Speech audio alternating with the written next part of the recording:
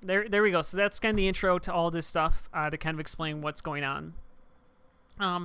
And I guess I can kind of start out just like with what happened and how I got in touch with Valve to be able to go out there and visit. So back in December, I was reached out to by one of the developers, Dave Riller, who was asking me if I wanted to join the matchmaking beta, which was like, I remember because I was with my partner at the time, and I like got this email from like Valve Software, and it was like one line, and it was just like, "Are you interested in joining the matchmaking beta?" Like this, like really tiny sentence, but it actually was just like this really big deal. Obviously, I don't even know why I have earbuds on. I don't need earbuds. Yeah, I guess you guys can tell me if somebody else subs, but so I'm like, yeah, of course. Like, I want to join the. Like, what do I need to do to make it easy so I can join the matchmaking stuff? And I don't know how many people were invited initially to the matchmaking thing. It wasn't too many, but I think I might have been the only Highlander player to be actually able to be able to do it, which I thought was just like really cool. Just to be even noticed by Valve, like I didn't even know they knew who the hell I was. I mean, I figured as much since they nerfed the shit out of the sigafoo save. Directly through the Wrangler, Rescue Ranger, and the heavy buff. But, I figured, like, okay, like, that was just, like, really cool that they just sent me this email on my personal email account that's associated with my Valve account. And so I never really talked too much with them. I never was really in contact with them. But I had this email because I didn't want to bother them. I mean, they're developers. I know I'm a developer. Like, I don't want to be bothered like, every day or with my thoughts or feelings or whatever on, like, the game or whatever. But kind of sitting on that over the last 6 months and change, I guess it's been about 8 months, I decided to reach out to them and just be like, hey, I'm interested in coming out to Valve. I have a lot of thoughts and ideas that I'd love to share with you guys. If you'd be interested, would that be cool with you? And so what ended up happening is he's like, kind of seemed kind of hesitant about it, it's like, okay, we can do a lunch and a tour and stuff like that, and we kind of went back and forth, and ultimately I suggested a date. And it ended up being in early September. I believe it was like September 8th that I went out there. And I decided, like, fuck it, let's go. It was supposed to be like a lunch and a tour. Was kind of the pitch that he had to me in the email. About 2.5 hours is what they kind of suggested for time. The actual meeting time with them was closer to about 5.5 hours, including the tour.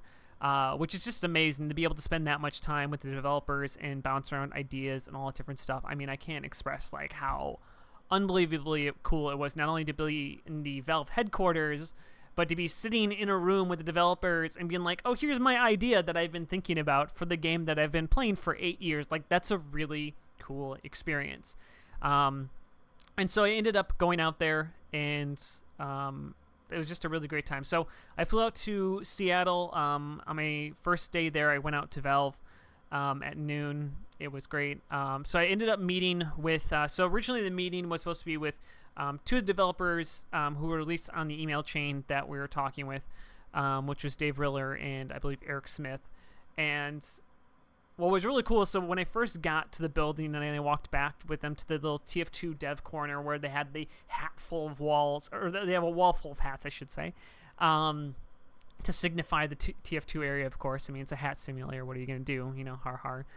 And when I first met Eric, that was actually like a really cool experience because, I mean, he was kind of joking. I'm sure he was just kind of like pandering a little bit, or maybe he was being genuine, but he was like, oh, it's so weird to see you in real life, because he's like, I watch your stream, and I'm like, oh, this is weird.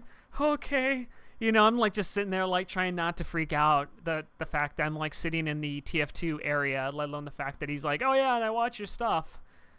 Okay, sure, sounds great. It's kind of a cool experience. And so what's interesting is, like, even so I'm kind of back there and we're kind of doing our initial just kind of talking and getting to know each other, and like Eric just like casually mentions stuff that's happened on my stream, and I'm just like, okay, you really watch it. That's something that did happen. Like, he's like, oh yeah, and the other day when you like taunt killed this sniper and then the pyro came up and like high-fived you, and I'm like, all right, that's cool. About that. Or then he like referenced like a rant I went on. And the thing that I think was really clear on the onset of the meeting with the TF2 developers, and everything I'm going to say here is that I think as a community as a whole, we don't feel like we're being listened to, but I can say without a doubt, 100%, the devs are there and they are listening and they are there behind the scenes, because I can't tell you how many different conversations points we had. I mean, even that day, the day that I was out there, one of the memes that came up during the thing was, so there's a Reddit post that day about like, it's like, the TF2 devs are working on the Pyro update. Like that was posted that day. And I think it was like a potted plant. And it was like this close to posting a picture of me next to a potted plant inside of Valve, because I thought it would be really funny. But I mean, I was there that day. That was posted that day on Reddit. And we're like talking about it and joking around about it. Like they're absolutely around in the community watching and listening, though they are not speaking. They're like the Milford men, neither to be seen nor heard. And so kind of with that, we kind of had our initial, went around shaking hands of all the different stuff. I can say, I don't know if I'm allowed to say some of this stuff. I know they said like they didn't, there's nothing that they could, that there's pretty much not a lot of stuff I couldn't talk about. I'm not under an NDA in any way, so they can't like sue me. And they didn't show me anything like really new. I mean, that really wasn't the point of my visit, to see all of the brand new things they were working on, but more to kind of talk about the game and the core concepts and different stuff like that. So what was really cool initially is that we got there, and so Dave was like, all right, the developers, like, who wants to come out to lunch, and hang out with Sigafoo, and we can talk all this different stuff. Or he probably didn't say that much, but he's like, who wants to come out to lunch? And like every TF2 developer decided to join us, or pretty much, or a good portion of them. And that was really cool, just to feel like, oh shit, like they actually care enough to want to go hear what I have to say.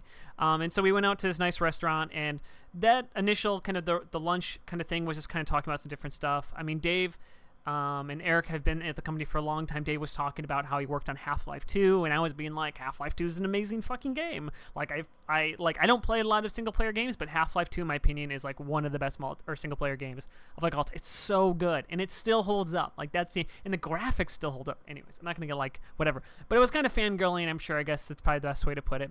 Where I was like, oh yeah, and kind of talking around some different stuff. And we were at this really fancy fucking restaurant, by the way, too. I got like a $25 plate of salmon. I mean, if I'm going to go to Valve, they're going to treat me to lunch. You're going to get something nice, right?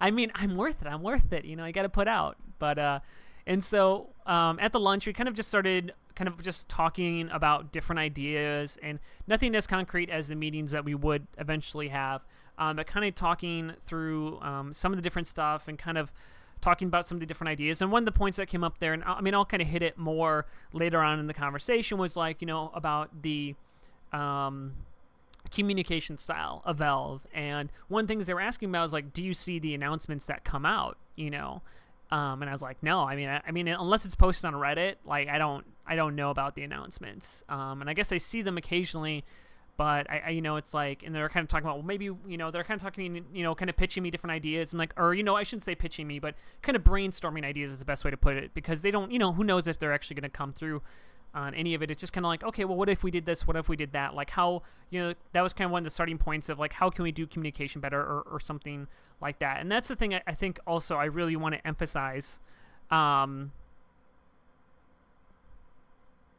Wait, what the fuck? Okay, you guys are saying like I'm fucking okay, I'm just like, you guys are like talking all this shit. All right. So goddamn Twitch chat, you guys are throwing me off. You guys are so good at throwing me off. I my stream is still up on mine, so we're gonna assume that is what the fuck is going? Is my stream down?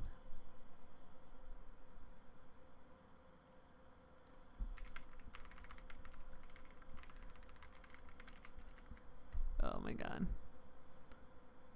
Okay, thank you. God damn, I lost my train of thought. So at lunch, and we're kind of talking about that. So it's like one of the things, and that was kind of the cool thing, and I really appreciate about the team. And I think the thing that really needs to be said about the team is that they are in no way, from what I gathered with my time with them, egotistical, stuck in the mud, like they were very much like, I really appreciated their development style and the way they would ask questions to me when they would try to like, okay, but so, okay, well, don't tell me like, tell me why you think that, or what, what about it, and it doesn't have to be right or wrong, but, and they were just doing, I think they did a really good job when they would talk about stuff. It never seemed like they were right with the execution and there's no way they could be wrong, or, you know what I'm saying? Like they didn't have any kind of negative attitude that I think I'd be worried about when it comes to developers who just kind of their ego gets ahead of where the game is. And so therefore you kind of get stuck in development because people can't just admit that they're wrong or that they made a mistake, because that was not an uncommon thing to come up in conversation where I would kind of challenge them an idea and they're like, yeah, that probably wasn't the best way that we handled it. And, here's XYZ, and we kind of end up discussing it out. And so I just want to say like that too, is like, I really was impressed and appreciated that about the development. So that was one of the things we talked about was the announcements. But I mean, kind of everything we talked about in that meeting ended up being talked about inside of the actual development meeting that we had later for the most part. I'm trying to think if there's like anything that kind of jumps out at me. The biggest thing that I remember happening is that I was sitting there, and I think it was kind of the moment that kind of hit me that I'm like sitting there with the TF2 development staff. So I was like, oh yeah, and there's like weapons I really want to talk about because I think, I have some change ideas. Like any weapons which I already had like ideas about how to fix, I kind of came to them and kind of bounced them off them. And one of the weapons I think needs to be fixed is the Razorback. And so one of the ideas that I had with that was but to explain why the Razorback is broken, because if you look at pub play, if you look at sixes play, like Razorback isn't broken, but in Highlander it forces a really shitty meta in my opinion, and I'm glad to see it banned, and hopefully Valve will make some changes to it. But I was sitting there, and to explain why the Razorback's banned, you have to explain like the way that Highlander works and the meta of Highlander and how we play around our sniper, and there's combo sniper, and that essentially all this different stuff. So I'm going to this like whole spiel, which I'm sure I'll go on later, and like I'm just like sitting there, and they're like listening to me, and I'm just like, oh, like I'm actually talking to people in real life who understand what I'm saying. Like that's such an unusual thing when it comes to TF2, because I have like friends who are gamers, and I have people who I obviously have friends online who play TF2 and stuff like that. But like the number of times where I can just like sit down in person and like have like a real discussion about the game and my thoughts or whatever about it was like just like I'm like, oh shit, this is like almost never happened. I think the only other time this has ever happened was like GXL. Because I can never talk about TF2 in my real life in any meaningful way other than like really high level surface shit. And I thought that was really cool, kind of as a part of the experience. And so, what's it called? I'm not even reading chat anymore. I'm not even reading chat. You guys are amazing people. So, I don't think there's too much like I really want to hit from the launch itself, because I have it all kind of in the notes later. So just really quickly, I kind of will go over, I'll talk a little bit about the tour, because I think that's something. So we went out to lunch, we kind of had a meeting, I don't know, we kind of talked, on this and that for an hour or so, but it was kind of like shooting the shit, and I think getting to know each other a little bit, and kind of bouncing around different ideas, but not like anything as concrete as the conversations that we'd have later. And so, so what ended up happening then is after we went back, they were going to take me on a tour around Valve. And so I'm going to show you guys some pictures from them. I'm going to cover up my face. I apologize if you're mesmerized by my hair. As, who's that, Figglebottom? I know you're just mesmerized. All right, so I can show you guys some tour pictures of this different stuff.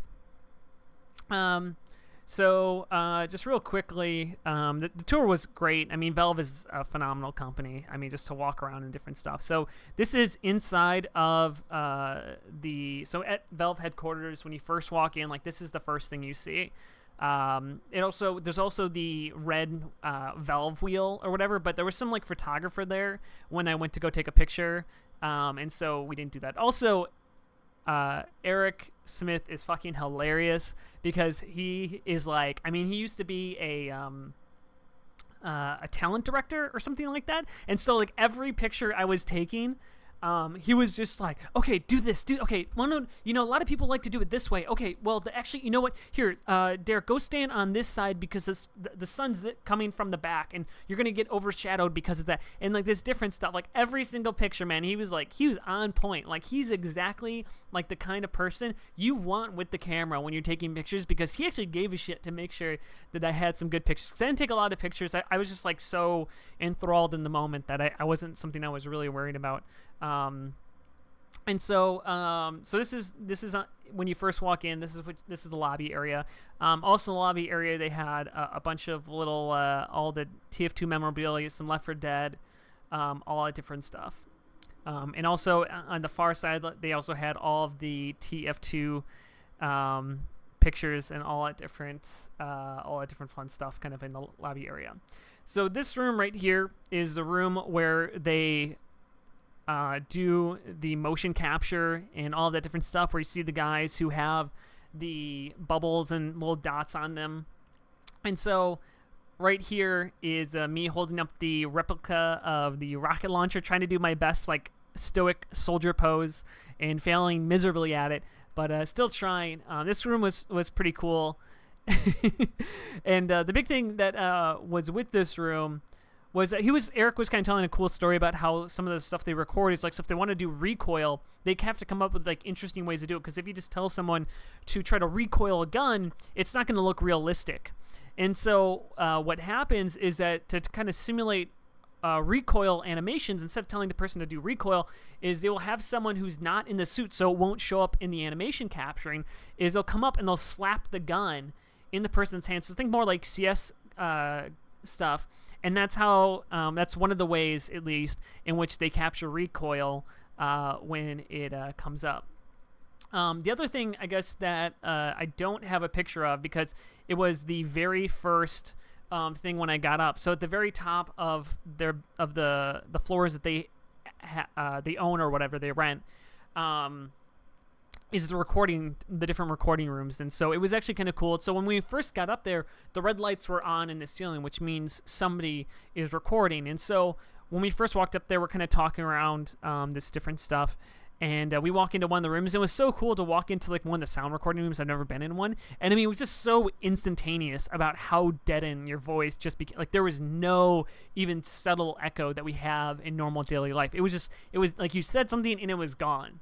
And I just thought that was like so utterly cool. And so we end up walking around because Eric was kind of curious, like, okay, like who's recording right now? I'm kind of curious. Let's go take a look in on it, or just kind of maybe peek in on it. And so we walk around to the different rooms, and we're kind of looking in and like, nope, that one's empty. And we're walking into this other room, and nope, that one's empty. And so we get to the way back, in the furthest back room that they have for recording. And I see a guy's head in there, and we kind of are walking, and I see this room full of people. I mean, it had to have like at least like 7 or 8 people inside of it. And we're getting there, and the guy who's sitting next to the door, he sees us walking up, and so he kind of looks at us, and he's like, you can come in. And so we walk to the door and open it up, and the motherfucking scout, Chili for Destiny, is recording in studio live in that moment. Like my very first part of my tour was literally seeing the scout record his voice lines, and they're like going over it, and I made myself go to focus by hitting the table there. But I mean, like, that was so I've seen him, like, obviously he streams, he does YouTube videos, and I've seen him like do, like, I know what he looked like. That wasn't surprising. Like I've seen the man do the voice before. Like that wasn't surprising, but there was something just so utterly amazing about hearing it inside of like one of these beautiful audio rooms. And so he's standing on the other side of this like clear glass window, and they're talking through the microphone, and they're like, okay, well, we, maybe if you try it like this, and they're kind of giving him some feedback, and he's like trying the line again, and seeing him like animate and like trying to like enunciate, I don't know, all the different stuff. It was just like, I'm usually not one to just be kind of awestruck. Like, it wasn't so much like a celebrity thing, but just like, I don't know, like, it was just such a cool moment to be a part of, to see them recording the voice live. And so I made sure I was allowed to say that so stuff's happening.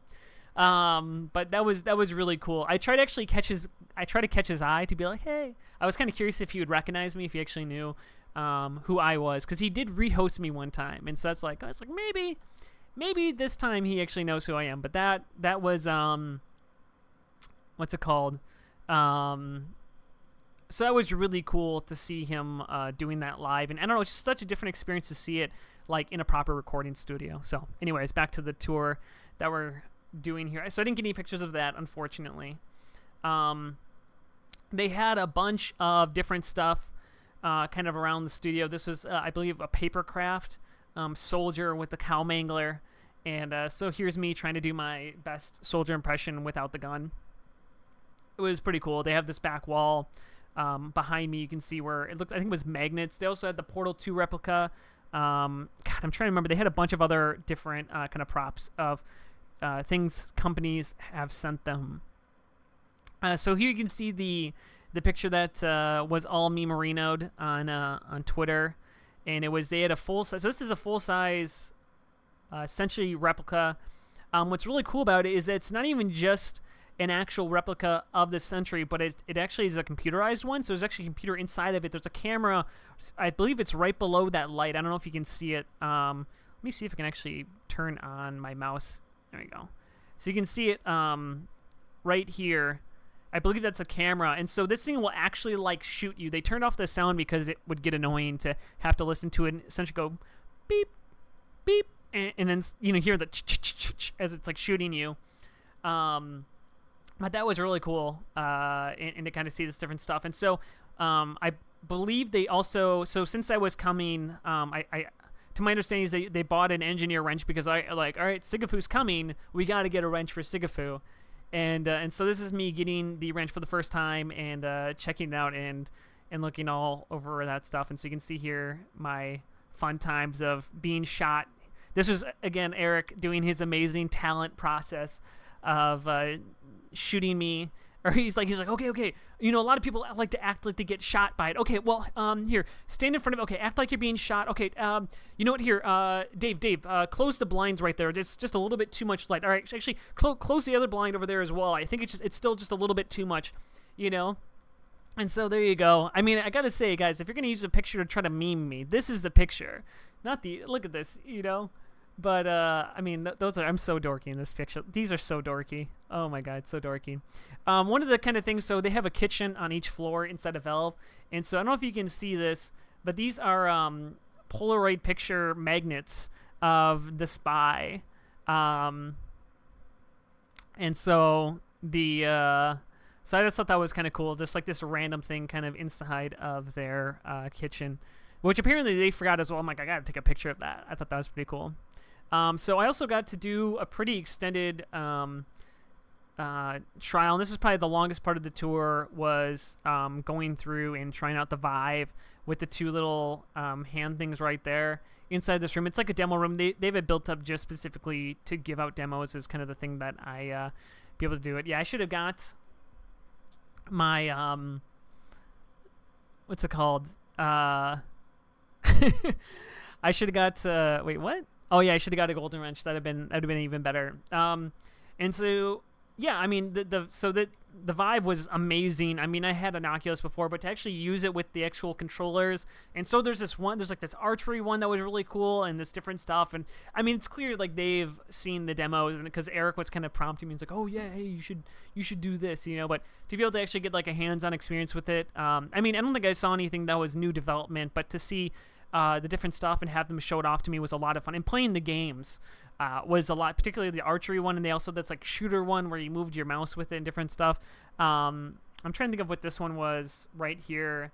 I'm trying to look at the screen of what, because the screen is actually what I'm seeing, I believe. Maybe it was loading in that moment, but so this was kind of the this cool different room. So yeah, anyway, so that was my tour. And there's my short self standing next to. Look, I got dapper, man. And if you're wondering how dapper I got, look at these dapper shoes. All right, I was like, I'm going to Valve. I made it like a date night. All right, I'm like, I'm wearing nice shoes. I'm going out to Valve. I'm getting dressed up. It's looking good. And so that was the tour at Valve. I'm sure it went on longer and there's more stuff to it. But that was kind of the basics of that. So there you go. So went out to lunch, got a tour, and then we went back to the TF2 development area. And I think one of the coolest things that happened when we went back to the TF2 area of Valve was, so Dave went back to, or somebody, one of the developers went back to all the other developers of TF2, the ones who we went out to lunch with, and he's like, okay, we're going to do this sit-down meeting. Anybody who wants to can come into this room. And so I was expecting to only have Dave and Eric to be the ones I talked to, but pretty much everybody who went out to lunch came back to the room, which I was like, okay, good. Like, clearly, or hopefully I made a good impression that people actually want to listen to the things I have to say and have a conversation with me. Though I will say this, to be in complete fairness and genuineness, is as much as I kind of felt bad at the end of the day, kind of in hindsight, because if you can't tell, I'm a talker. I think Dave Riller is also a talker. I think we both, or I don't know, he handled a lot of the questions. And so I kind of felt bad because, like, when I'm, like, nervous or excited or passionate, I tend to talk a lot more. And I was kind of like all those things at the same time going on in there. So I'm making sure, like, I want to make sure I get to say everything I need to say and, like, the things I've been thinking. And so I'm, like, jumping in there. And so it wasn't as much of a discussion as so much as it was kind of like me and Dave often kind of shooting ideas back and forth, and then kind of the other developers adding in. And I feel bad because that's on me. To some degree, to not trying to bring them more in on the conversation and kind of leaving gaps in the conversation, because I was jumping in like every chance I had. I was like, all right, here's an idea, here's a thought. My head was racing. But having said that, it was a really good time, and the discussions we did have, I thought, were incredibly healthy, and being able to talk around the different ideas was great. So we will get now into what I ultimately talked with them about. So hold on, let me get some water here. I can't drink water. All right. So a lot of the stuff that we talked about, I mean, it wasn't. So a lot of the conversations that we had, some of them were more direct for them. I was looking for answers from them, like, do you like your, so I talked to them about their communication, talked to them about matchmaking. And so I will try to give my best representation of what they talked to me about. Make sure, the thing I also want to say up front is, like, don't take my words for 100%, because, I mean, this happened 2 weeks ago. It's possible that I'm misremembering or something like that. And I think ultimately a lot of this stuff, I think it's important to create proper expectations with what I'm saying. So I'm going to try to be careful about what I say, because I don't want to, not so much that they asked me to, but I just want to make sure that I'm not, like, over-representing or misrepresenting them in what they had to say. Because a lot of times, too, is, like, the things they had to say would be, like, I would bring up an idea, and then we would just discuss it. And so some of their ideas are probably just mixed in with the things I have to say, and some of the stuff I'll say, like, this is what Valve said specifically, and I'll kind of do with that different stuff. So, starting out here, actually, one of the ideas I had, do I have the ability to add in, hold on, let me try to do this real quick. Give me 1 second, guys. Yeah, look at that. All right. All right. God, that text looks awful. I don't know what it is about OBS Studio that makes text just look god-awful horrible, but just every single thing they do just looks just terrible when it comes to text. I don't know what it is. All right. We'll put it down here. All right. So starting off here. So guys, by the way, feel free to ask questions, and I will do my best to answer them. I might miss them. Don't be afraid to re-ask them. I don't think we have, like, too many talkers here that I really need to do anything special. So I'll do my best to try to answer questions as I go about. That's kind of it too, because it's been 2 weeks since I went there. I might have forgot stuff that I wanted to talk about. Or maybe I'll bring up points that they said that I don't bring up here. So don't be afraid to ask questions as I'm going about this. Okay, so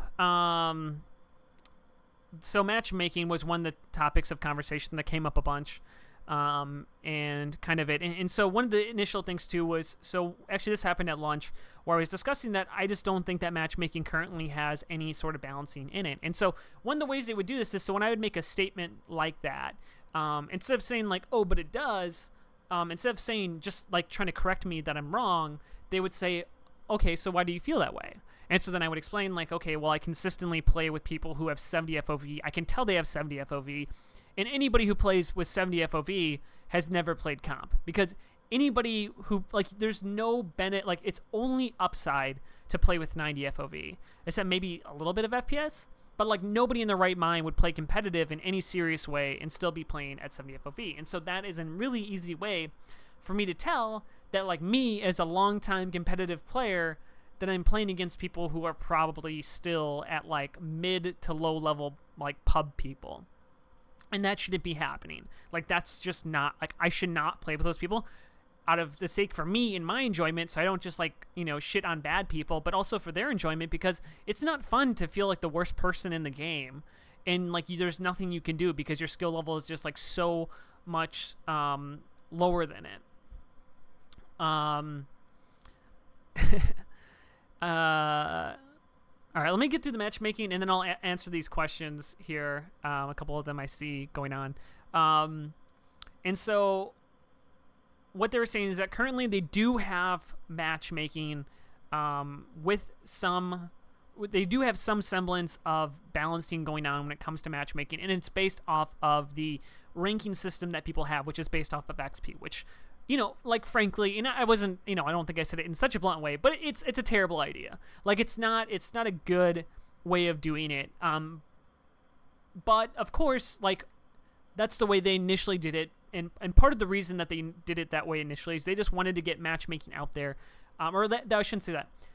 From what I gathered, because I don't want to speak, like, definitively for them, but from what I gathered, it kind of seems like they wanted to get matchmaking out there. They wanted to kind of get everything and kind of get their first iteration of it. And then the next iteration is going to be that, like, doing, like, MMR, ELO, or however they decide to do it. But it is going to be, like, that upgraded system. And this is something that it's not even just, like, I needed to go visit Valve to do. They had a post about it, teamfortress.com. Let me see here when it was. I think it was, like, a month ago now.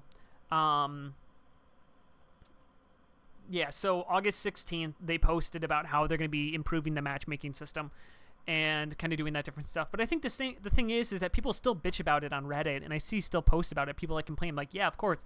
You know, and that's, like, one of the things is, like, it's not ideal. But so the way that it works currently is that it tries to average between the two, or at least my understanding of it, was it tries to average between the two teams. So, like, I'm a rank 8 inside of it, and so then it would, like, I might play with rank 1s, but then there's going to be, like, an equal number of rank 1s on the other side to make the game sort of balanced. And I have found that the games are somewhat more balanced, I feel like, than what they were initially, but they're still, like, once... I mean, if I'm solo queuing and going, like, 10-2 or, you know, whatever, I feel like it's still not in an ideal situation, let alone the fact that I'm playing with people who are of, like, a drastically lower skill level than me, for that different stuff. And so they agreed that, like, you know, it isn't ideal the way that it is, but it's the first iteration. And so we're currently in the first season, and we'll be moving on to the next season.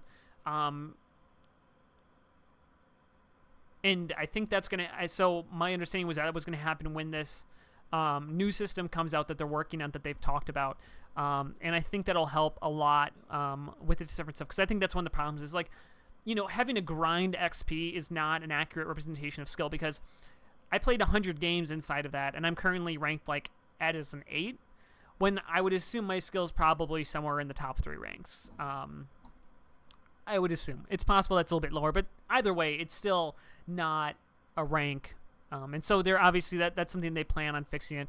And so one of the things that we talked about, kind of with this different stuff, and it's like, it's one of these things where it's like they didn't, like, defend it, or they didn't say, like, oh no, but sigafoo, you're wrong, see, here's why it's a good idea, or the different stuff. You know, they were never, you know, even when I kind of challenged some of the stuff, different stuff, like, I really want to give accommodations to them that they did a good job about being able to problem solve and admit where the faults in the system were, and that different stuff, and how they want to do it. Like, I really don't think people give them enough credit for how much they really think about the design and their thoughts and how they want to execute on this different stuff. And even if it's not perfect, like, it's not like they're, like, double downing to it. Like, they expect to have it better. And I think they realize that it wasn't maybe the best idea to go live, or I shouldn't say that, but it wasn't this isn't ideal where it's currently at, but I think the next iteration, I think will be better.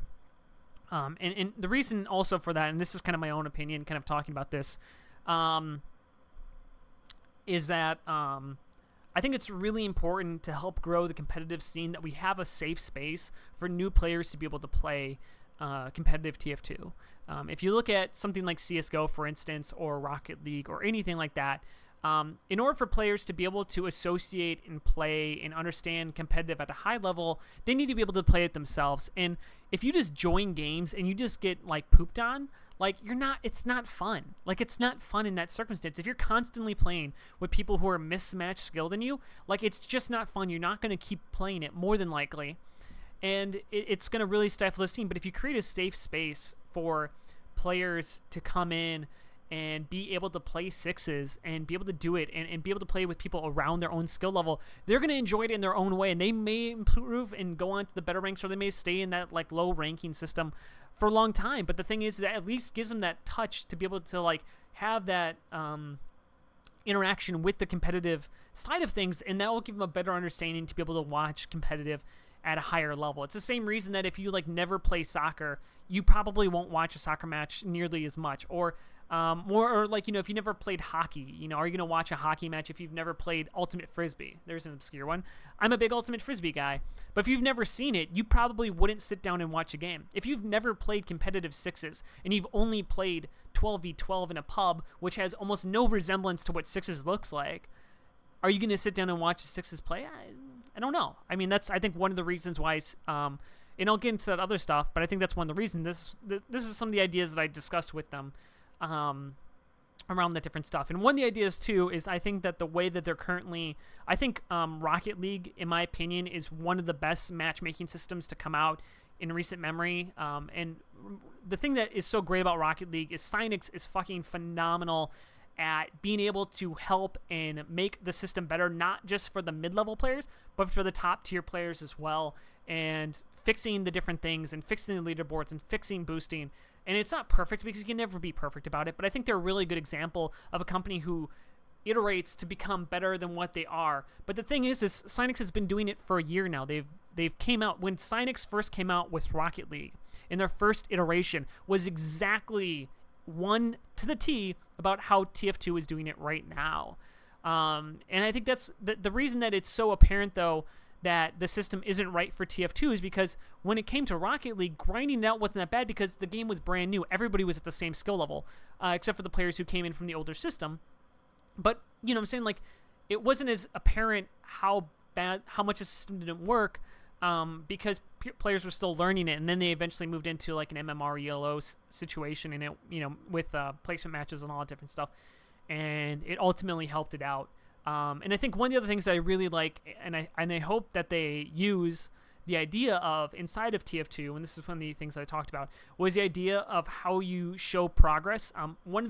I've not seen this in any other game. I'm sure somebody else has done it prior to Rocket League, but one thing that they do really well was that in the way, I don't like it when I see exactly how much I improved when I win a game or how much I lose when I lose a game, because to me it's like really demoralizing, because you might have this really great match that you win and you think, okay, those guys are really good, I'm gonna get like twice as many points as I normally would, and then you look and you're like, oh, I got like nothing because like for whatever reason, you know, or I lose this game and you're like, dude, those guys are really good, I just lost it, oh my god, they must have been Smurf accounts, because there's no way I would lose them any points normally. And so it kind of becomes this game of like getting frustrated over every single game. And so the way that the Rocket League fixed it is that they have divisions inside of the ranks.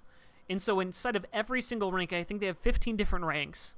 Instead of every single rank, there's 5 divisions of 1 through 5, and then you have to win roughly 3 games in a row to go up to the next division. And so that way, then if you win or lose a game, it's not as demoralizing that you're like, oh shit, you know, like I lost this much off of that loss. It's not such a big deal. It's hidden from me, as it should be. And just it feels better as an experience. And so that way, then you're like, but if unlike in like CSGO, where particularly at the higher ranks, where the jumps between the different ranks is so high, because the way I believe, I don't know if CSGO is still the same way, but the way it used to be as kind of like parabola, or at least a kind of like, I think the difference between each rank was like 100 like whatever experience points or whatever the fuck they called it, and then the next ranks were like 500, and so you could be stuck in like Gold Nova 4, and you'd have no idea. You could play like 10 games and win them in a row, and you still wouldn't rank up, and you wouldn't know if you're close or not close or whatever. But with the system that Rocket League has, you see, so once you get to Div 5, if you win about 3 to 4 games at Div 5, you're going to be ranked up to the next division, or to the next rank. And I think that's a really good progress mark. And so I don't know if they're going to implement that. I mean, again, these are just kind of ideas that I shot to them, because I think particularly none of them were real Rocket League players. So I was kind of able to bring these different ideas to them. So I'll take some questions here. So guys, toss out the questions right now. I'll try to answer them kind of about the matchmaking stuff. So we got Ari Star asked, what about Highlander? So I didn't ask particularly about Highlander when it comes to matchmaking. They've kind of already stated in the past that Highlander, I mean, in terms of just like feasibility, is so much more complicated than doing sixes. Because in Highlander you need people to fill specific roles, right? Because you need one of each role, and so then you'd have to like queue up for a particular role, and then there's that whole sort of queue system. And I didn't really talk to him about too much. But one thing I would say is that the developers, I think that there is no. Currently, inside of competitive, I don't think there is a perfect format that is like, this is how competitive TF2 should be played. I mean, it still could be sixes, it still could be Highlander, but nothing's really worked yet. But when I never discussed with them the idea of Highlander in matchmaking, just because to me it was never something that's on the table. Just given that what other people have said. Because trying to rank 9 players effectively, consistently, and then also to do it based off of classes and stuff, like that's a whole level of thing versus being able to have like a person who has a single MMR. Like, this is not them saying that, this is me saying it off of the things that I've heard before. But that's why I didn't ask about it.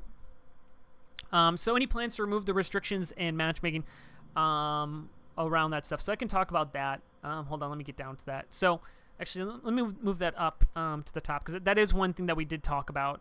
I'm going to move this up here so I make sure that I just hit everything consistently.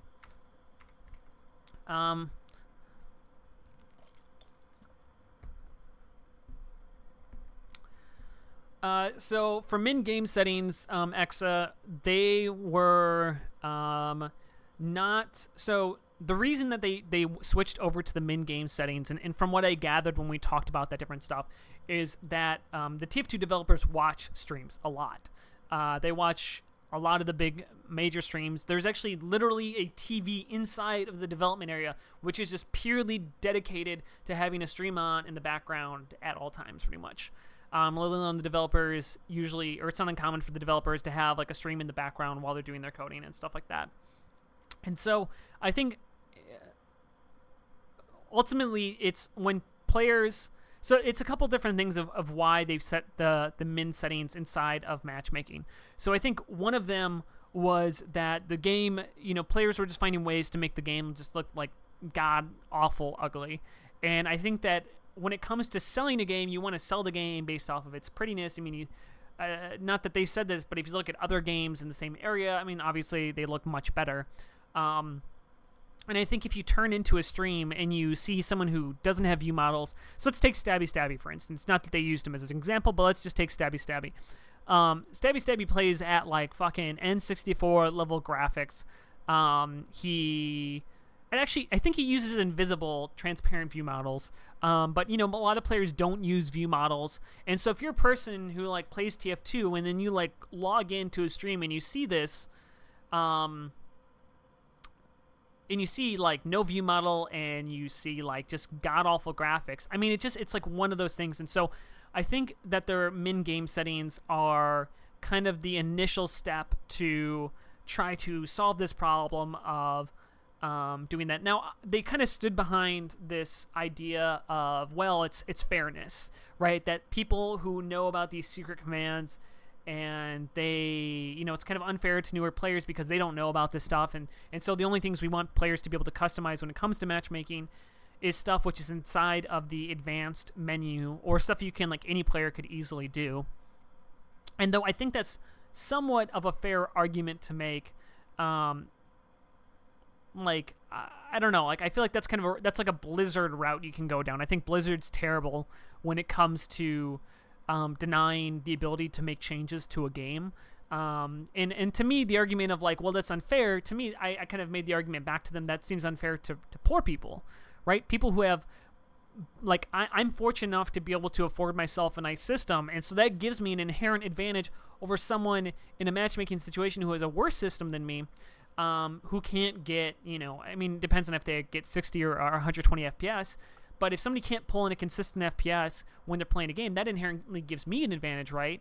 So if you're saying that, like, getting access to these settings is unfair because it gives the person who the comp player the bonus to it, to me that I can understand it to some degree, but I think it doesn't completely ring fair, purely because of the fact that the reason the players are doing it is not to give themselves a competitive advantage. It's purely for the optimization of being able to play the game at a consistent FPS, which they kind of conceded that point. But one of the other interesting things, and this is something I didn't know about that they brought up, was that so a lot of the settings that players have access to are stuff that was never really intended for the players to have access to. Is kind of stuff that they might have used during testing of graphics cards that were made public.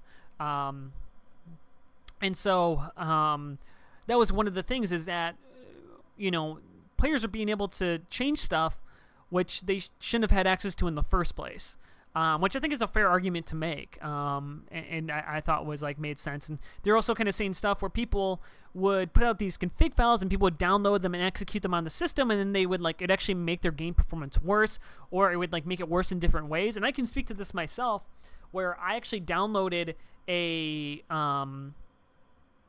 graphics config, and then I found out that, oh, Derek, you shouldn't use that graphics. It's actually better to have a higher graphics for your card because it puts more onto your card rather than the CPU. And I actually found that using like the lowest level settings for my graphics stuff was worse than if I used the best or like used better stuff. And so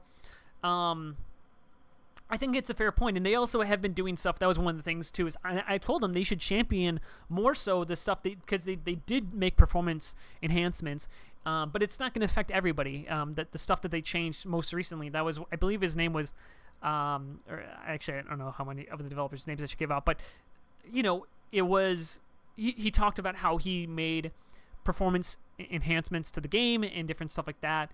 But they don't, I think to some degree, they don't want to like champion it, because if they do that, and people don't see performance increases, then people are going to be like, they're going to complain about it. And so, what's it called? So yeah, I mean, that's kind of the back and forth that we had around the min settings, around that stuff. And I can understand where they're coming with their viewpoint. And the other good thing I would say is, not that they said this, but something just kind of occurred to me right now, is that if they have like standard settings they have to work against, I would assume that's easier to develop against, because you can do stuff, what's it called?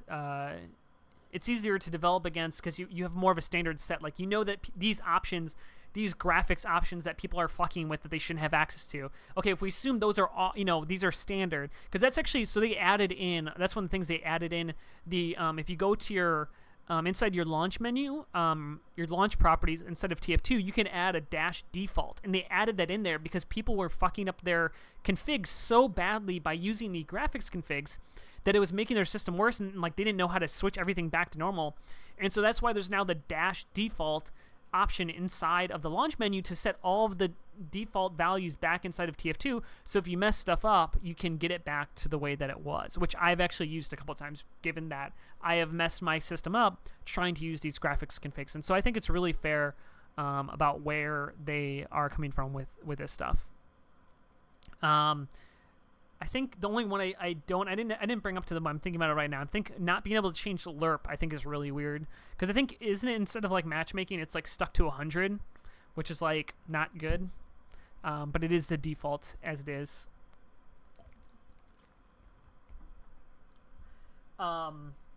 This is a lot of talking. I'm losing my voice. We've been doing this for an hour now, and I'm literally 2 sections into this. I'm gonna lose my voice tonight. All right, let's see here. If there's yeah, I'll upload this to YouTube.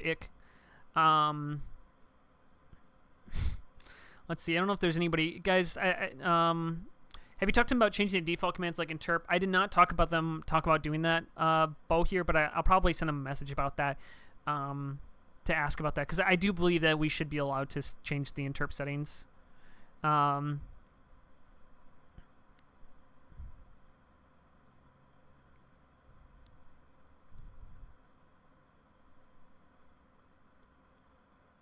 I'm glad. I mean, TC. I don't know. Like it's one of those things where it's, again, like, you have to think about it from the like. I think you have to think about it from the perspective of the developer too. Is like, I don't know. I think that's what the important part is with that stuff. So I'm trying to do my best to try to explain the things I heard from their viewpoint. But again, like, I think that I think they can do better with their optimization, and they are working on optimization, and they already had made performance improvements in the last thing, and I think they will continue to do so, and I look forward to it, because I think that's one important part. About TF2 that needs to be worked on. I think that's just I think it's really critical, especially to be able to get more people in the competitive scene, because more people will worry about it the more they play with it.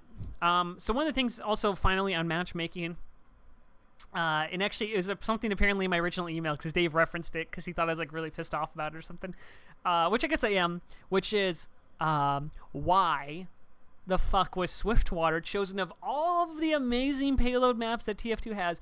Why was Swiftwater chosen to be put into the matchmaking beta? And so, as you guys have seen, they've rotated a bunch of maps. I mean, they had Lakeside in there for a little bit.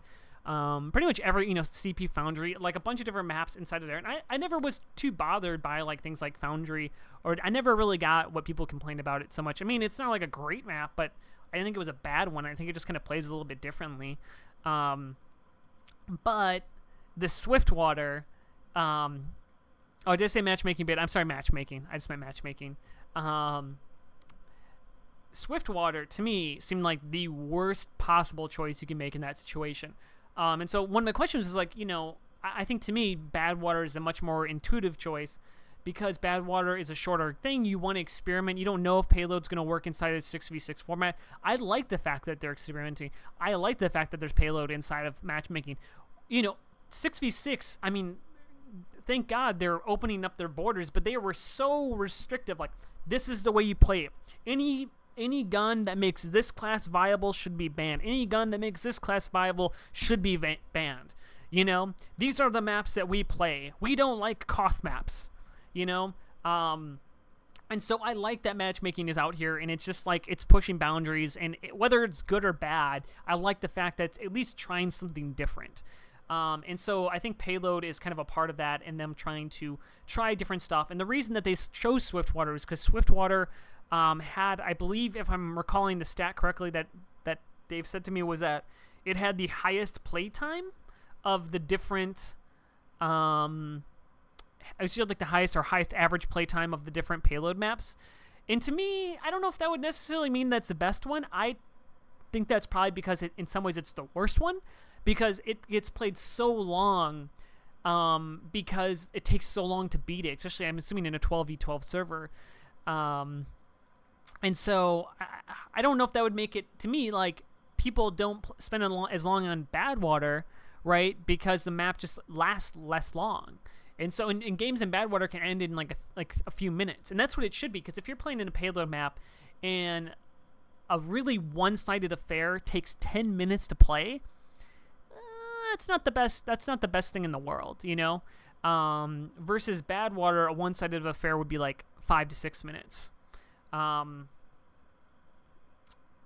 So yeah, that was it was something along those lines of why they chose Swiftwater. And I think with the next season they're talking about trying in different payload maps. So I'm hoping they put in Badwater, because I think that'll be a better test and a better representation, because Swiftwater, I mean, just speaking frankly, is just a bad map, and I don't think it's a good representation.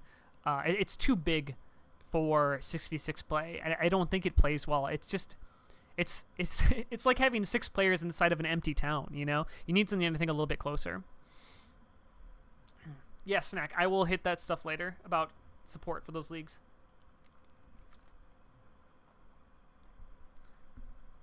I don't like Upward as much. for 6v6 format, because there's multiple points and upward where you have to be on the cart, particularly on the third point, which is a very long pushing point. And so whether or not upward is a better map intrinsically, because you have those uphill things and you only have 6 players to be able to utilize, I think having to work against the hill is not a very good gameplay choice to have in a 6v6 game. Where in a 9v9, 12v12, it's not such a big deal. But I think Upward is a fine map for 6v6 and would be interesting, except for the third point, I think is too big to play effectively. But I could be wrong on that, and I could be, and it's one of these things that it's possible Payload may not work at all, and it's possible it might be great. But I think it's the style of Payload which is going to dictate whether or not it works for 6v6.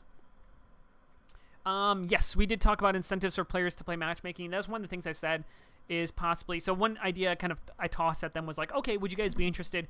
What if you made it so that you would give a reward to people who completed their 10 matchmaking games to get a placement match? Assuming I shouldn't say that that's the way it's going to work. I was just going off of the Rocket League model of placement matches or something that, like, okay, if players play a certain amount of matches instead of matchmaking, you give them a reward.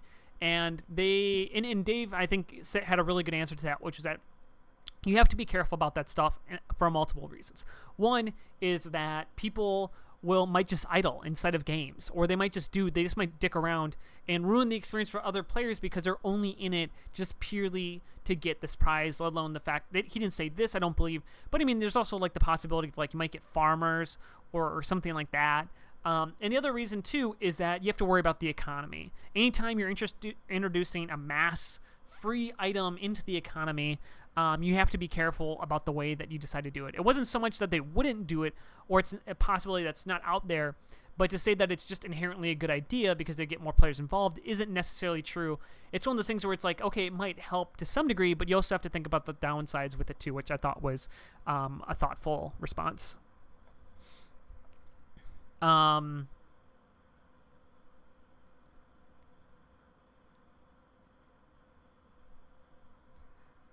right, so I mean, it's like one of those things where it's yeah. So you guys are talking about the payload and whether or not it's good or bad or whatever. Yeah. So anyways, so you go. So there's that different. That's matchmaking. I like the fact that payload's going in 6v6. I want to see it be played more.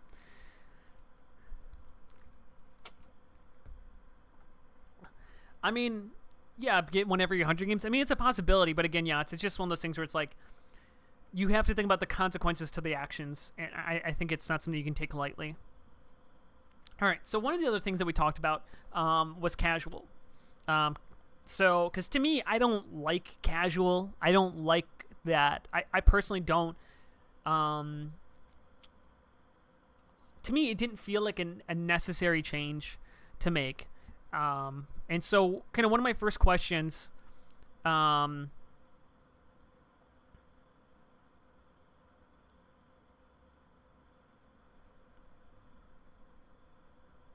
hold on one second. So, yeah, because it's like, too dope. I'm just speaking for myself, my own personal opinion about me not liking Swiftwater. That's cool. You guys can like Swiftwater. You can think I'm shit. Like, that's fine, man. These are, like, I'm trying to make it very clear where my personal opinion is different, and I'm also, I don't, like, we're already an hour into this, and I'm currently 1 page into this document, so I can't go over objectively why I think everything I say is true, and I'll do my best to try to answer questions later, but I'm sorry I can't do that. And so some stuff I'm just going to say opinions on, and they're going to be biased opinions because they're my own, but, you know, that's kind of it. But to me, I would just say I think it's objectively hard to say that Swiftwater is a good 6v6 map. I think that is something that I would have a hard time having someone say that a point of view on which I think would be anywhere near correct. Arguing Swiftwater is a good map, okay, you can argue that. Arguing it's a good 6v6 map, I think, is something that's a little bit harder. Okay, so moving on to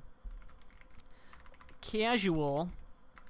So one thing with casual that I talked to them about, as I said, I'm not a big fan of casual.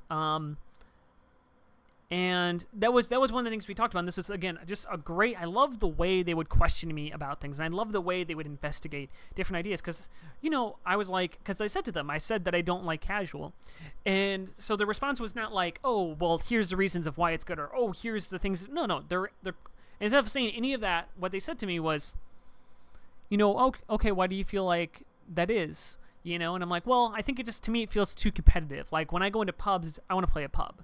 I don't want to feel like I have to win, And they're like, oh, that's interesting. Why do you feel like it's so competitive? And so we kind of had this like back and forth dialogue about, at least to me, when I go into pubs, like, I don't know. There's something about like an inherently competitive pub that, like, it's something if it's like the server's community's choice competitive. Like, I used to be really into like competitive pubbing before like comp was a thing.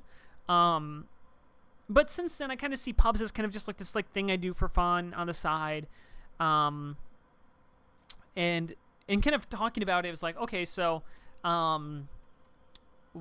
I was kind of curious about like, so some of the questions I had for them was like, so what was the main reasons that you guys decided to create casual? And one of the reasons that they created, or the reason that they created casual. One of the main reasons was, so there's a couple problems that existed in current Valve pubs, right? So if you're not used to community servers, if you're used to like Overwatch style of gameplay or other, like pretty much every other game now on the market, there's no such thing as like community servers anymore. Like, that's such an uncommon experience instead of multiplayer games. Almost every single multiplayer game is, I want to play a game, I click button, it joins me to a server, right? Like, that's how almost every other game works. And so a player who's new, who comes to TF2, there's kind of this learning curve that has to happen for you to understand, like, no, you have to join a server, and there's people on it. Oh, you want to, and so that was one of the things they kind of talked about, was that players kind of expect a different experience nowadays when it comes to that stuff. And then the other thing that it comes to is that two things players hate. So one thing players hate is rebalancing or auto balancing. I mean, I can't tell you how many posts I've seen over the years of people just bitching, oh, I got auto balance like right before we lost inside of a pub play, and like how upsetting it is to, like, and I can get it, like, it's frustrating at times, and so players don't like that. So that's what casual solves, right? There's no auto balancing inside of casual. And the other thing that it solves is the ability to play with each other. So if you want to have friends, so if I had like 5 friends I wanted to go play inside of a pub with, there is no way we could get on the same team. Or if we did, it would take a while, because we'd have to join like half on half, and then like, eventually when people leave, you could switch teams over. And so, again, like if you look at like any other game and the way that it works, it's much more intuitive. Like, you get a party, you join into, like, you click the search button and it brings you into a game and you play, with it together. And so those were the things that they solved when it came to casual. They also admitted that, the casual launch was bad. Like, it wasn't good. The wait times, all that different stuff, they fully admit that the casual initial launch was not ideal at all. But it seemed, I shouldn't say they said, but it seemed like they kind of, kind of think that it kind of moved into a better way. And so, that's kind of some of the stuff that we talked about was like, for instance, when I play in pubs, personally, I don't, the other reasons I don't like casual, because it's not uncommon for me to jump onto a team and we just are like winning. Like, we just are winning like really effectively. Like, like it's not uncommon to like spawn camp the other team or stuff like that. And one things I enjoy to do, and Dave was the same way, as he called it, we're a paladin player, because he's the white knight who will go to the other team. Like, I personally love playing in pubs, being on the losing team and then switching over. Being on the winning team and then switching over to the losing team, because that's more of a challenge. That's more fun to me. Anybody who watches my stream regularly like knows I like kind of being the underdog and fighting, and trying to do that different stuff. I think that ultimately is more interesting. And so, I mean, you can still have the experience of pubs not on Valve servers, right? Like, that just because they have casual didn't take away community. Community servers exist, and they still fulfill everything that Valve servers did. And I think that's one thing to underline, is like, they still exist. Like, they're still there. Valve pubs are there. Casual is just a different change of pace. Like Valve didn't like take away pubs from existence, you know. But it was just kind of like one of those reasons of like why I still enjoy pubs over casual. And so, you know, and so it's some of the different ideas about, and so we kind of bounced around some different ideas about why casual feels a little bit too competitive, you know. Like one of the things I even asked on stream was like, can I leave a game? Am I going to get like an abandon penalty? Because it's so rigid and kind of, what do you want to call it? Like it feels so much like the matchmaking that I'm like, oh shit, like I don't want to fuck up my matchmaking because I'm in a casual game and want to leave, you know. What's it called? So yeah, I mean that's kind of it, and so that's the reason that was kind of some of the stuff that's the reason that I talked about before about why casual exists, and different stuff, and that was kind of some of the ideas we had around that. So guys, feel free to toss out questions before we move on to the next area.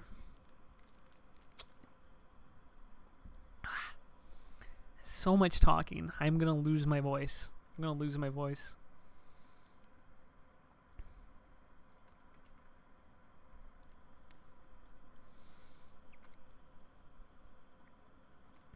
Yeah. Oh, and I should say one thing around this, and so I have to be very careful about what I say, because this is the one thing they wanted me to be careful about what I said, is that, let's see, what's the best way I can put it? Valve...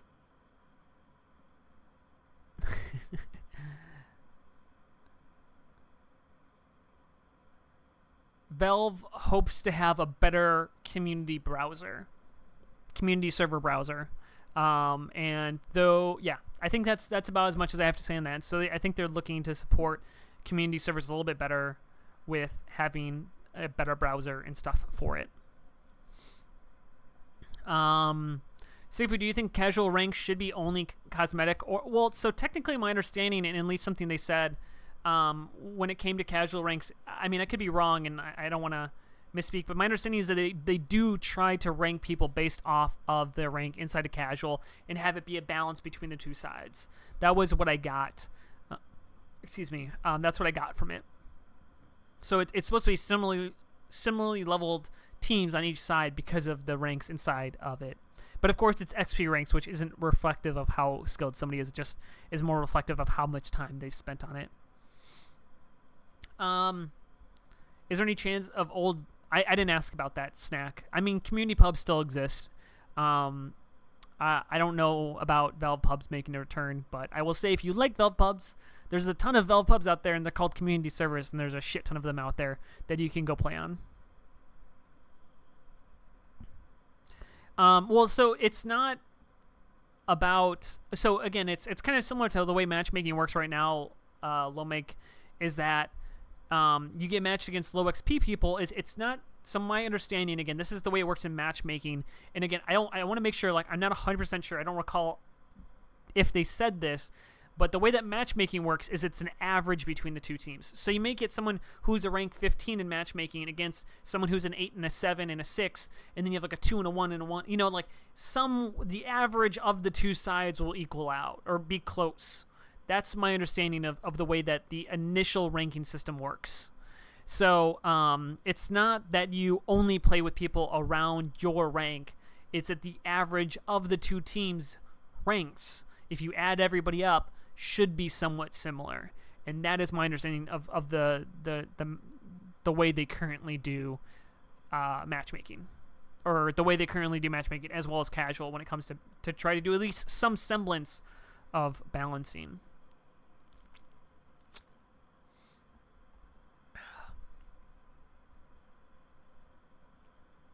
But I want to just I'm not 100% sure that to do that. Comp 12v12 would be fucking awful. Can I say that out loud? Can I just... Is Reddit going to hang me? Comp 12v12 would be terrible.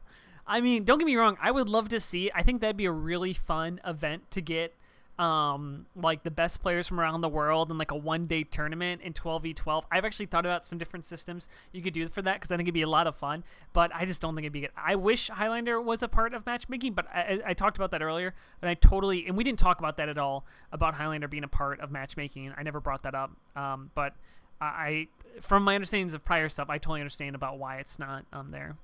Well, Lomek, I mean, that's honestly, I play CSGO, I play TF2, I play Heroes of the Storm, I play, I'm trying to think of what other competitive games I play. I play the Overwatch, I play Paladins, all the different stuff. Like, saying, like, you're constantly put on teams, or, against people who are really good players, like, I don't think that's a fair statement. Whether or not the system is perfect, every single matchmaking game, no matter how good it is, it can only get you to a certain level of consistency when it comes to good matchmaking. Like, there is inherent, like, it is impossible to have a perfect matchmaking system. Or if you did, it might be like you can join a queue like you get to play a game every day at a certain time. Like, it's not feasible.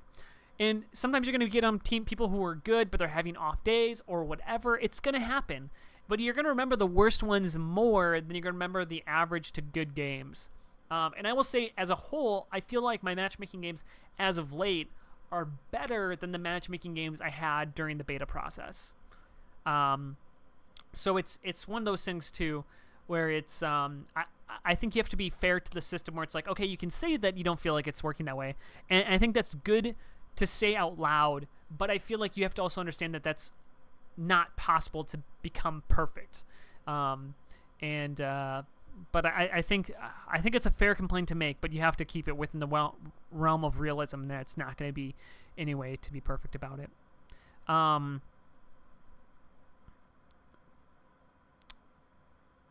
There's no way classes are included in match. I'm not sure what you mean by that, Feist. I think it'd be cool to have an optional casual mode that bases on level to a degree. Yeah, I mean, that's my understanding of how it currently works, if that's what you're talking about. When can an engineer main get some love? Man, engineers are hard to balance. I honestly didn't talk that much about engineers. All right, so we'll move on to the next stuff, since there's no more questions really seemingly about casual. So we'll move on. The next stuff that we talked about, one really small, quick thing was signatures. I talked to them about, because the way that you currently do signatures, and I'm sure like all other streamers and stuff like that can speak to this. So signatures inside of TF2 are annoying, and it's time consuming, and it's also a hack, right? Like, to do a signature for somebody on a weapon, you have to give me gift wrap, and then you have to give me the weapon, and I have to go sign it, and then I trade it back to you. It's this whole process. I don't like it. I like signing weapons. I like interacting with my viewers, but it is a little bit annoying. And then it's also kind of annoying that, like, if I change my name in Steam, whoever has signed weapons by me it will show my name change and stuff like that. And so one of the things we were kind of tossing around different ideas on, and this is in no way indicative that they're going to do it, but they talked about the idea of possibly having signatures officially supported on weapons. And one idea that Eric tossed out that I thought was kind of cool was, like, what if you could have multiple signatures on the same weapons?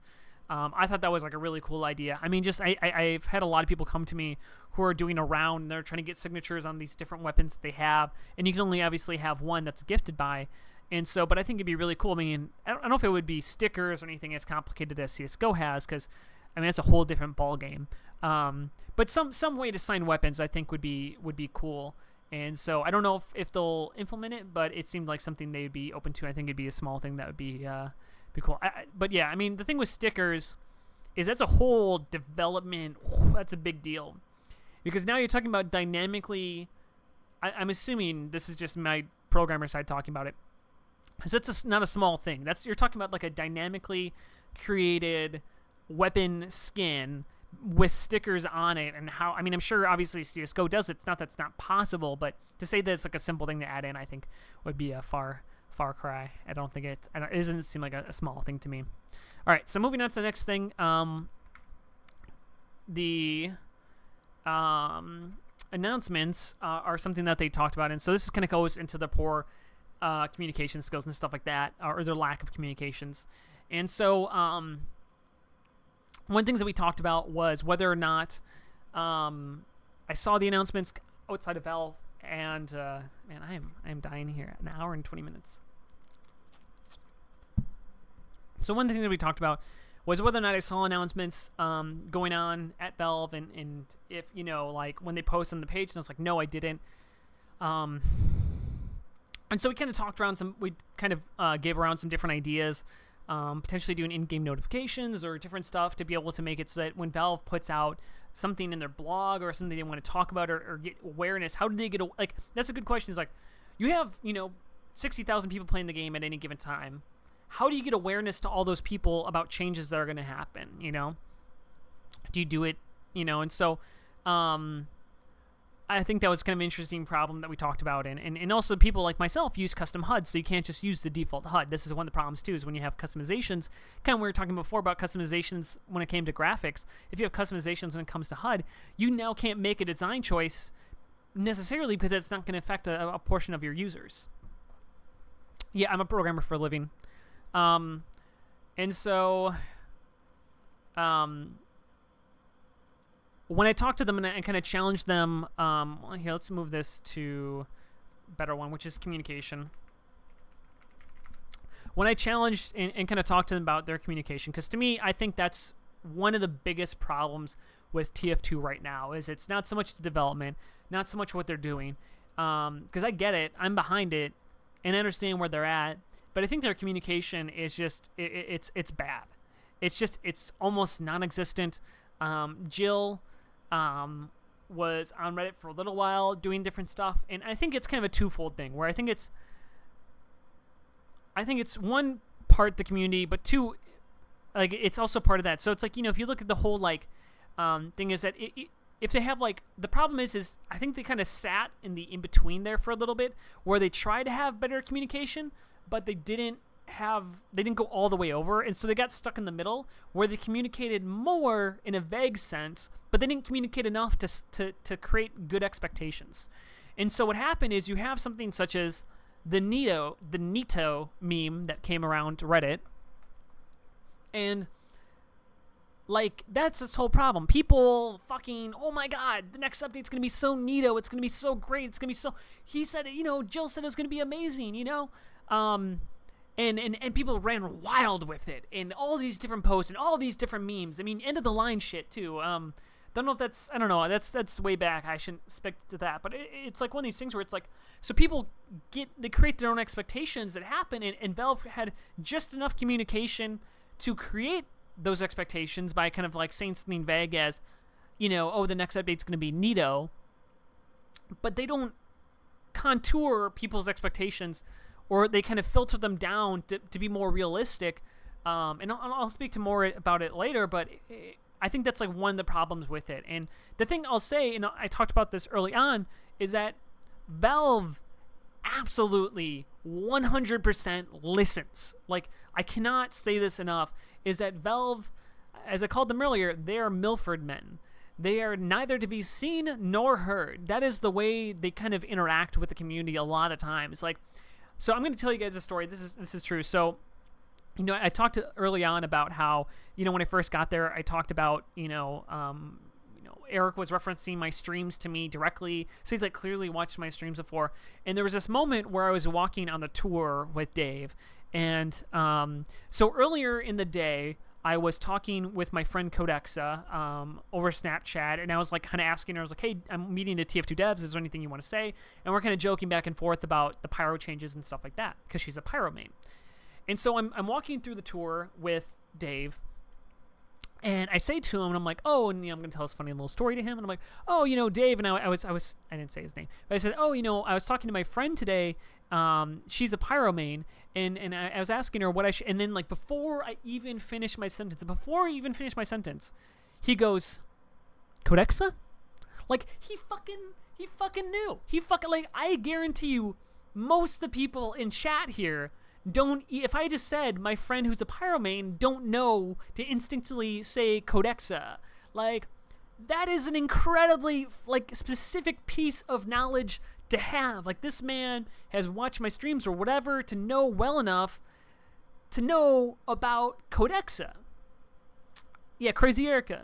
And I mean, and I can't tell you how many times that, I mean, so anybody who doesn't know Codexa, she's a former pyro main inside of Platinum. I've played with her for multiple seasons, and she's awesome. She's an amazing person, fantastic stream, Twitch Codexa, go check her out. And but I mean, like, she is a stream. I think she tops out at maybe 13 viewers on average when she plays TF2.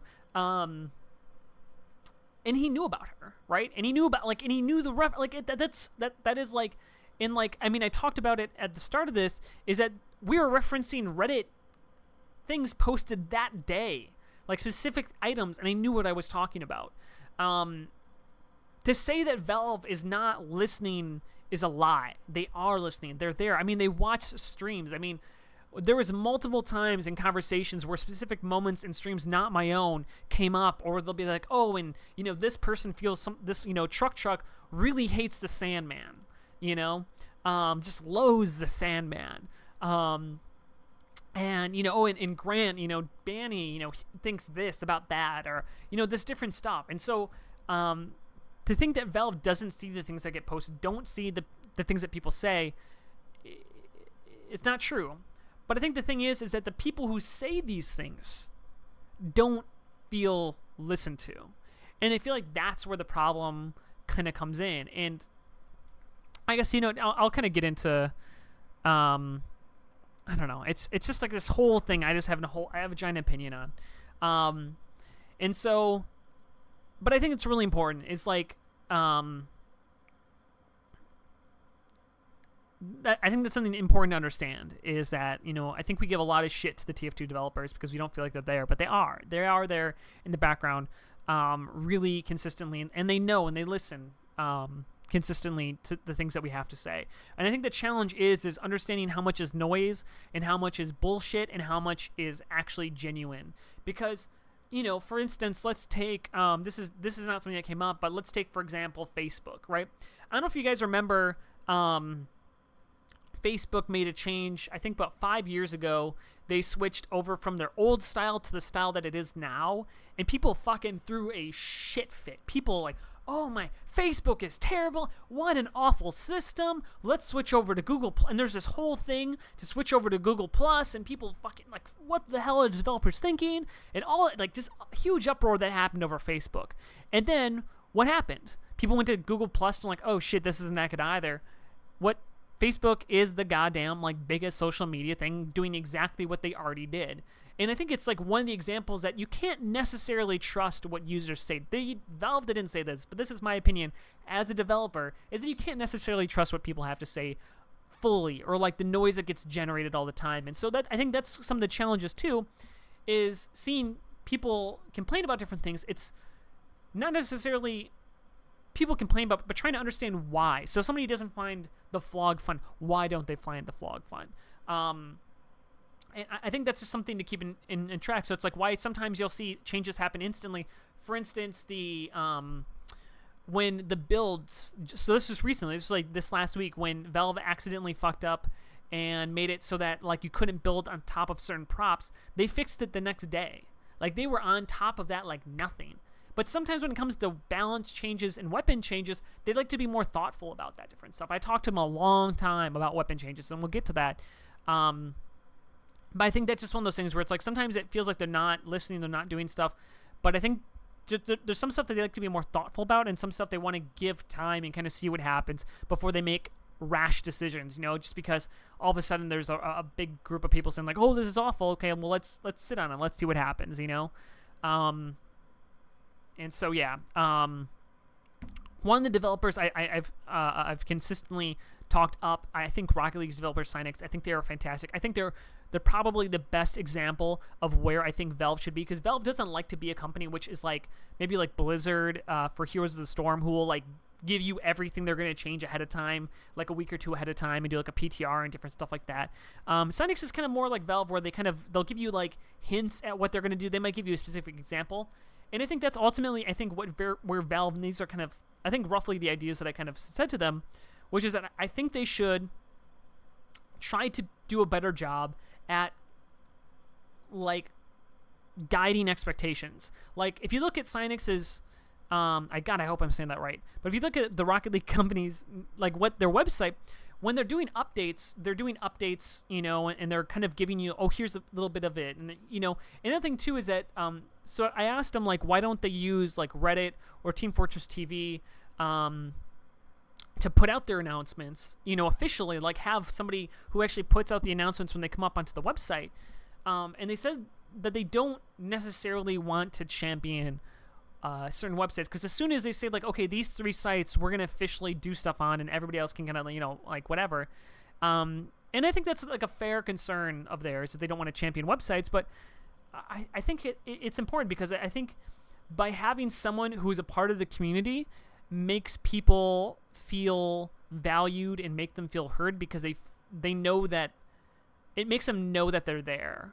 It's more than just because, like, I can understand the idea of not wanting to champion places, but I think you can't underestimate the value of having a connection to a site that is where the people who run it go to. I think that's really important when it comes to that stuff.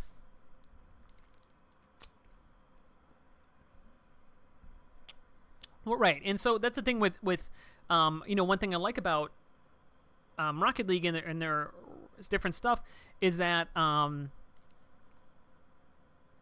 what's it called? I'm not saying like those are necessarily the sites, but I mean, in Beep, what your comment about like, okay, maybe that's written like that's the reason they don't do it currently, But I feel like Reddit's a safe space. I shouldn't say that at all. It's completely not a safe space, but I think Reddit's a safe one to maybe have more. But it's like, if you look at the Rocket League's developers, I mean, so just think about how cool this would be all right? So Uncle Dane posted the video, right? They clearly saw it. They fixed it the next day about these props onto Reddit.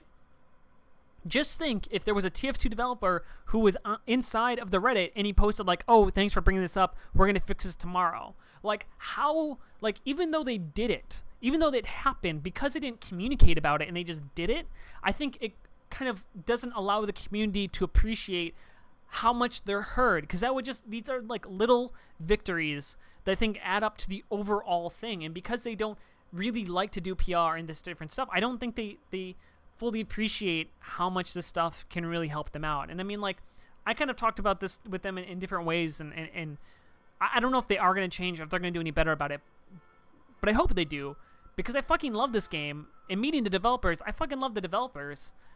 And I wish that they could do a better job to have the community see them. It's a risk, right? But I think, like, as somebody said up here, is like Rocket League's way they do it is a very low risk way. They don't go over the top about it. They don't go into detail, but they will jump into comments and they'll say like, 1 or 2 words, and I think that, I think that helps out.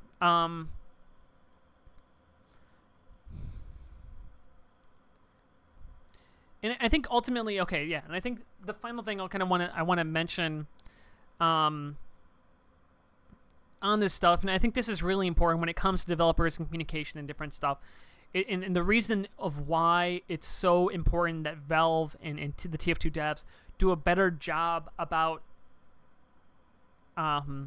contouring expectations and trying to give maybe not everything that's going to happen in the update, but kind of guide people's expectations about what the update's going to be. TF2 has been a game that has been around for over 8 years. In my opinion, one of the best games of all time, multiplayer games of all time, the best multiplayer game of all time. Like, it's so fucking good. I love the fact that I have 5,000 hours into this game and I still am not great. Like, I'm good at the game, but I'm still not great. I still feel like I have room for improvement.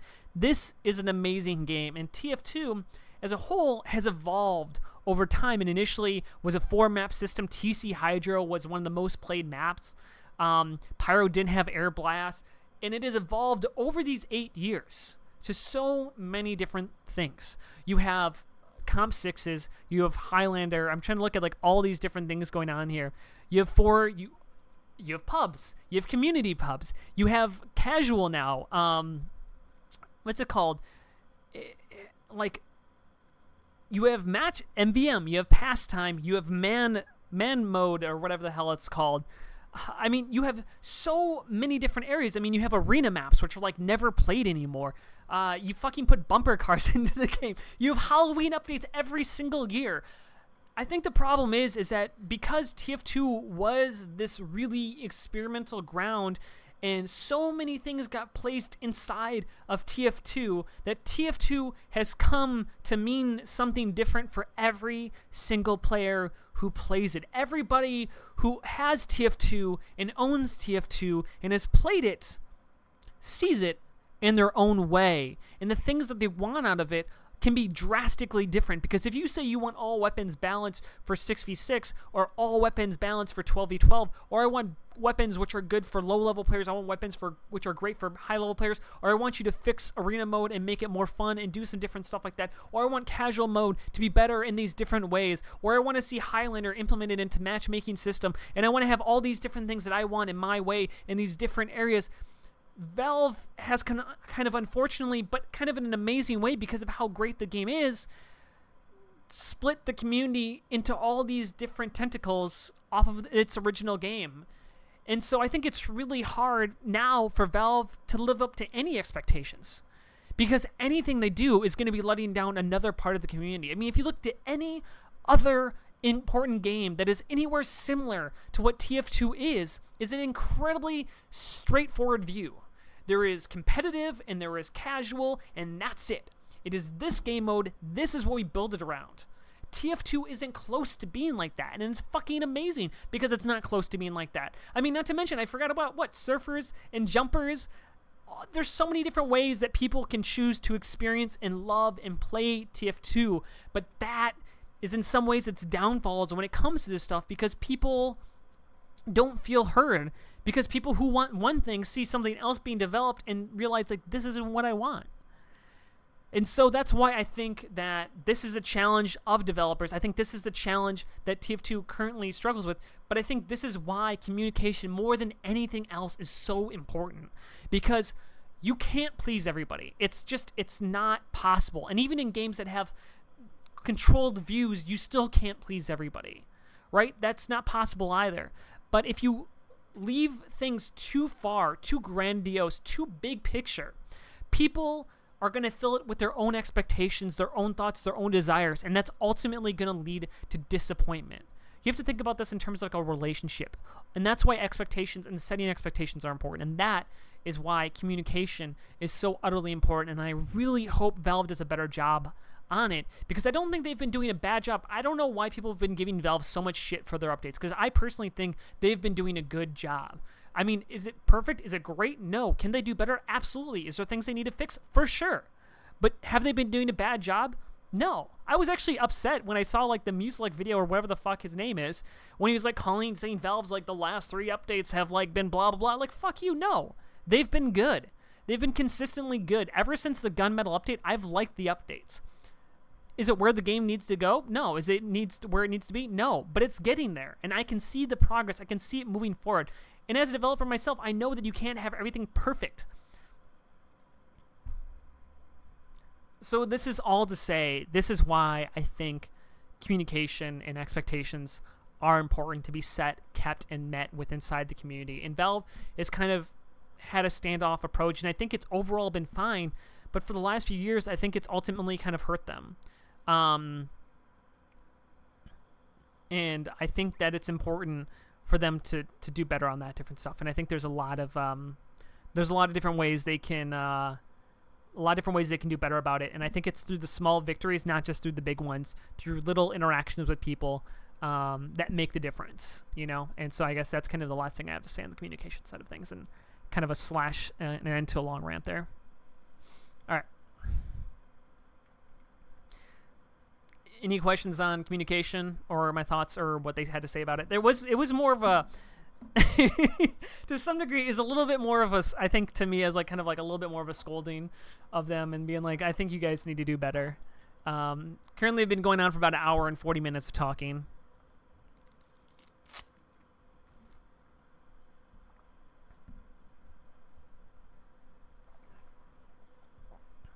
Okay. So not a lot of questions, so we'll move on. So I'll just talk really quickly. I mean, I kind of hit on this already, but we'll just talk real quickly about streams. So I think one of the cool things that we talked about and came up time and time again inside of TF2 is streams are amazing for developers. If you guys don't really think about it, let me see if I can, hold on, let's see if I can fix my autofocus. There we go. We'll stop having autofocus. One of the things that is amazing about streams, and I think I didn't really realize until I went there, and as a developer myself, like, you never really know how people use your product. You never really know how people use the things that you do, or if they, what the thoughts and feelings on it. And so Valve does, like I talked about, they watch streams, they have a TV monitor just for that. And I think one of the things, and so like I think that's one of the cool things, is that streams are a way in which Valve can see how people interact with their game in ways which are like unfiltered, right? Because they can see how somebody loves or hates their game and the thoughts and feelings about it, and the conversations that get generated out of chat in ways that would not happen. Because if you just ask people to fill out a form about their thoughts and feelings, like, they're gonna lie or they're gonna embellish, or whatever. Like, it's not gonna be as good data as being able just to see people play the game live and be able to do different stuffs. And so that was one thing I thought was really cool about that. And so just to kind of reemphasize, like, they utilize streams a lot to be able to see how people interact with their game. Not necessarily how they make all of their decisions, but it's a good way, another way that they get a gauge for where the community's at. How many people currently work on TF2? Will any more community updates actually get into the game? I don't know about community updates. I didn't ask about that. How many people currently work on TF2? More than 0, less than Dota. I don't actually. I mean, I have a rough number of how many people work on it, but it's a healthy amount.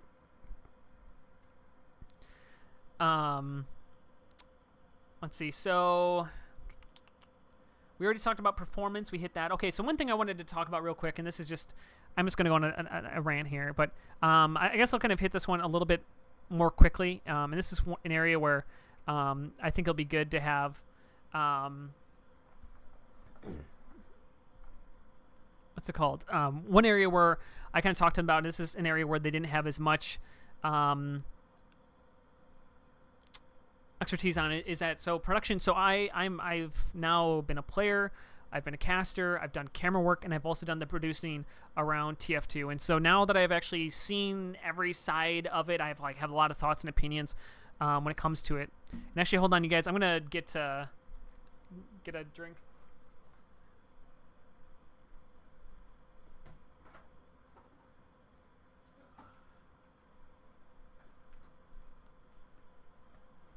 All right, one water bottle in.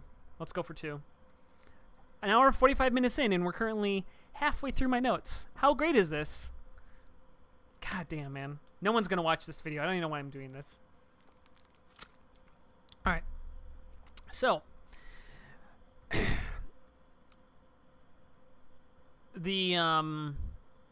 so what was really cool is I was able to, why am I putting earbuds in? So what was really cool was I was able to get, I was able to like give them some like, so for instance, for you guys who don't know what goes on behind the scenes of a producing, and so you have OBS, you have all those settings that you do for your actual casting side of things.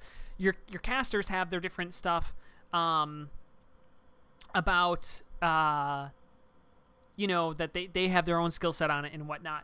But there's different things would be useful, and what was really great, I was able to be like, hey, could you guys add this in here, because it would be like really useful for us producers. And I think it's really important to support and I think Valve has done a really good job overall compared to other games about being able to add and change stuff based on like production elements.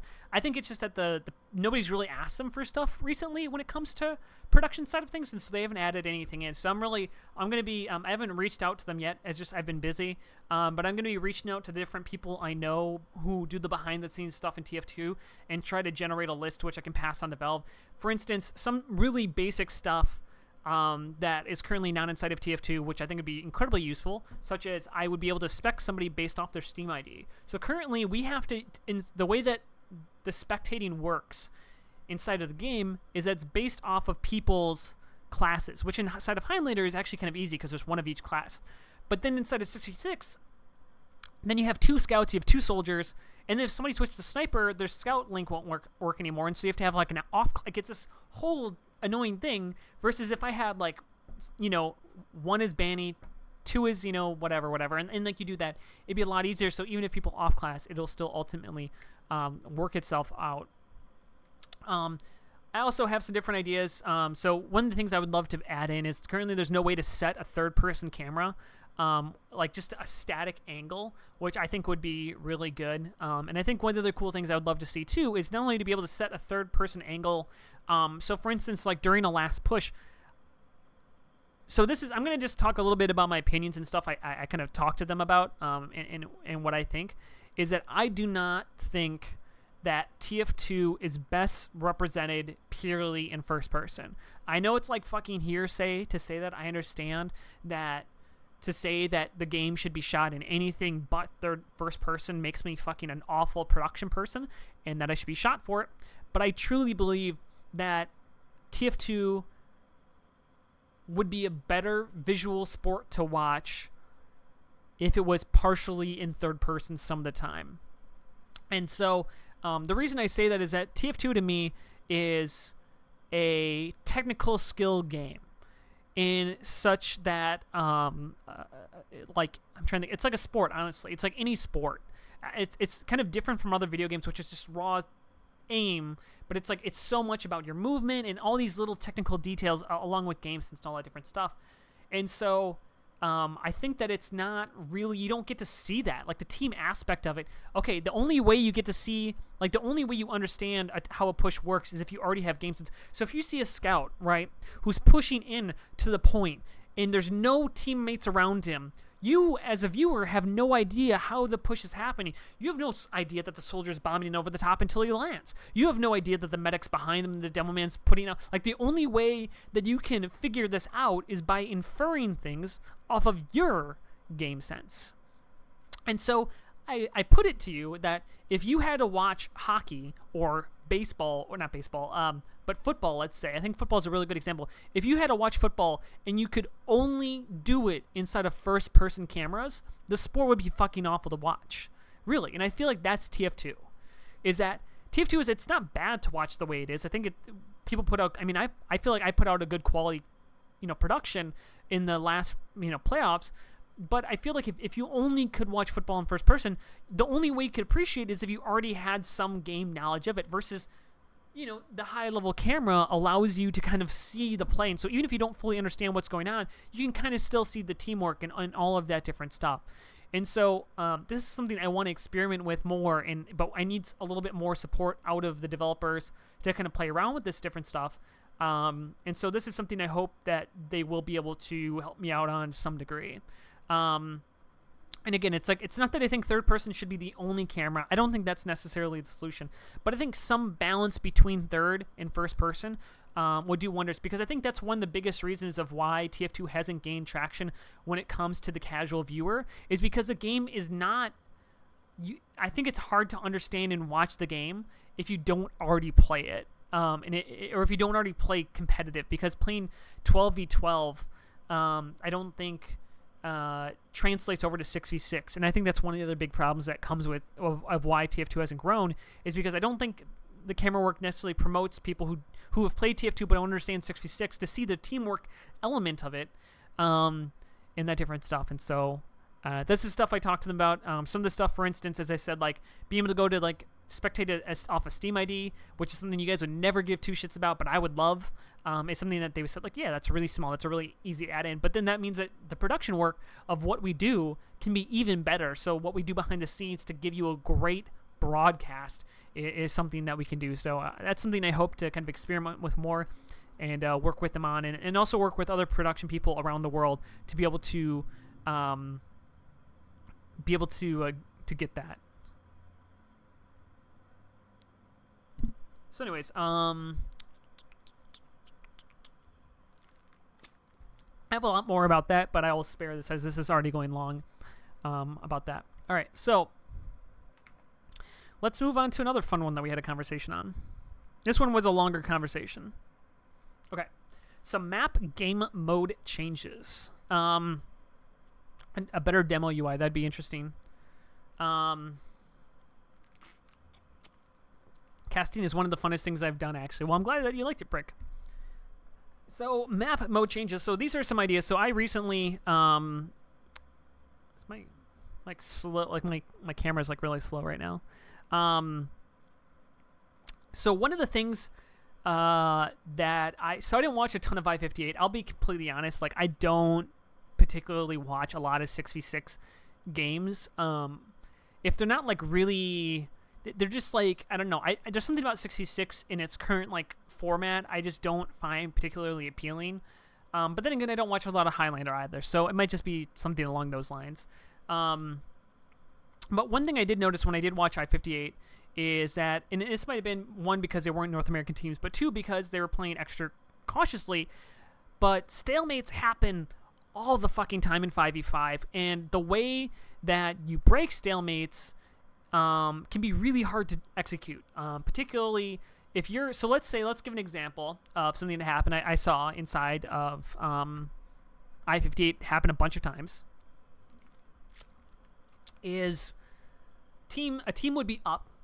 So let's say there's two teams, and so one team would be up, and they're up by like 2 rounds, and then all of a sudden they push the enemy team all the way back onto their last, and then they don't push. Both teams have, so this is the situation. Both teams have equal Ubers. Both teams have both players, everybody alive. The team who's 2-0 currently up in the game overall is sitting on the second point of the enemy, outside of last, and they're not pushing. Now the thing is let's take process, because I think process is a hard map to push out of last on, because it can be kind of easy to kite Ubers and stuff like that. Is that you saw teams not wanting to push out of last, even though they were in a bad situation. They needed to win, they needed to take rounds, because pushing out of last is a very risky thing to do, because if you don't get a force on the enemy medic, if you don't get a good trade of fights, you can easily lose a game through a back cap or losing too many players that's going to allow the enemy team to push in. It makes it for a very hard situation to get out of, and frankly a boring fucking situation to watch as a streamer, because all the players, the literally the best thing to do in that situation, the best thing to do in that situation, and I, if there's 6v6 players in here, I'm not going to claim to be an expert, so please, if you can correct me if I'm wrong, please tell me I'm wrong.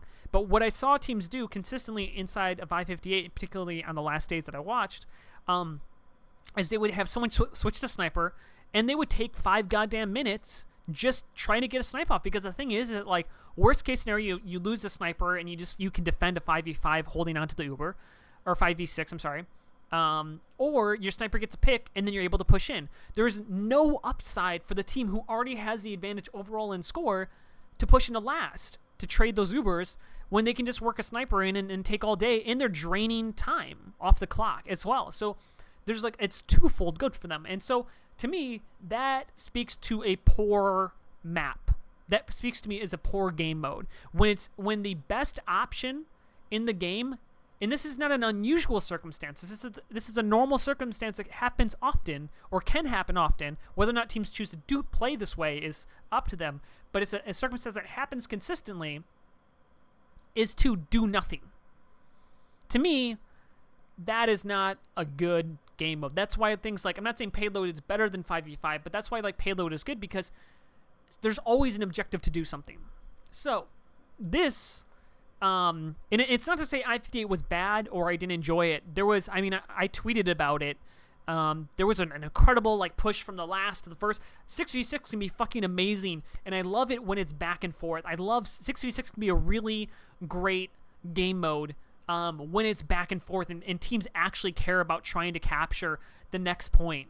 And so this is the concept that I don't know if I came up with. Maybe somebody else said it, but this is kind of the idea that I presented to them, because I was trying to explain to them why 5v5 or 5 CP was flawed and what they can do for that. So there's a situation that comes up consistently, and here's what I would do to fix the situation.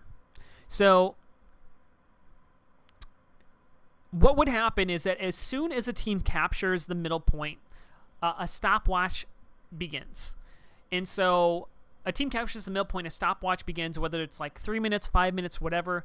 And essentially, if a team does not capture another point, if the stopwatch ends, they run out of time, then that team loses all points going back to the mid. So I can bring up here. Let me just do a little paint here. I can do some paint stuff. Hold on. We can get really fancy up in this business. I don't know if I'm making sense here, because it's kind of, I feel like it's not hard to explain, but it's hard to explain not visually. So give me 1 second. All right, and we'll add in a window capture for paint. Sure. All right, so we're on a 5 CP map. Oop, that's not it. All right, so this is the way that I would see it working. So you start off the game, and you have red, and you got blue, and they control these, and you fight over the midpoint. So let's say this point, goes in the favor of red, right? So then you have a stopwatch that then would start up for red, and they would have to capture the next point before the stopwatch ends. And if they do not capture that point in that stopwatch's time, what happens is they lose this midpoint. And the reason that's good is that, so let's take the situation that I was talking about. So they capture this point, they capture the second point, and they're sitting outside the enemy's last. There's currently a stopwatch going on that they have to be able to get onto that final point. What happens is, in that situation where the team is up 2-0, and they don't have any reason to push on the last, if they don't push on the last, if they choose to just run a sniper and try to get a pick and literally do nothing, what's going to happen is, as soon as the stopwatch time is up, they lose these 2 points. So they lose the second point and they lose the midpoint. What that then allows is a fight to happen.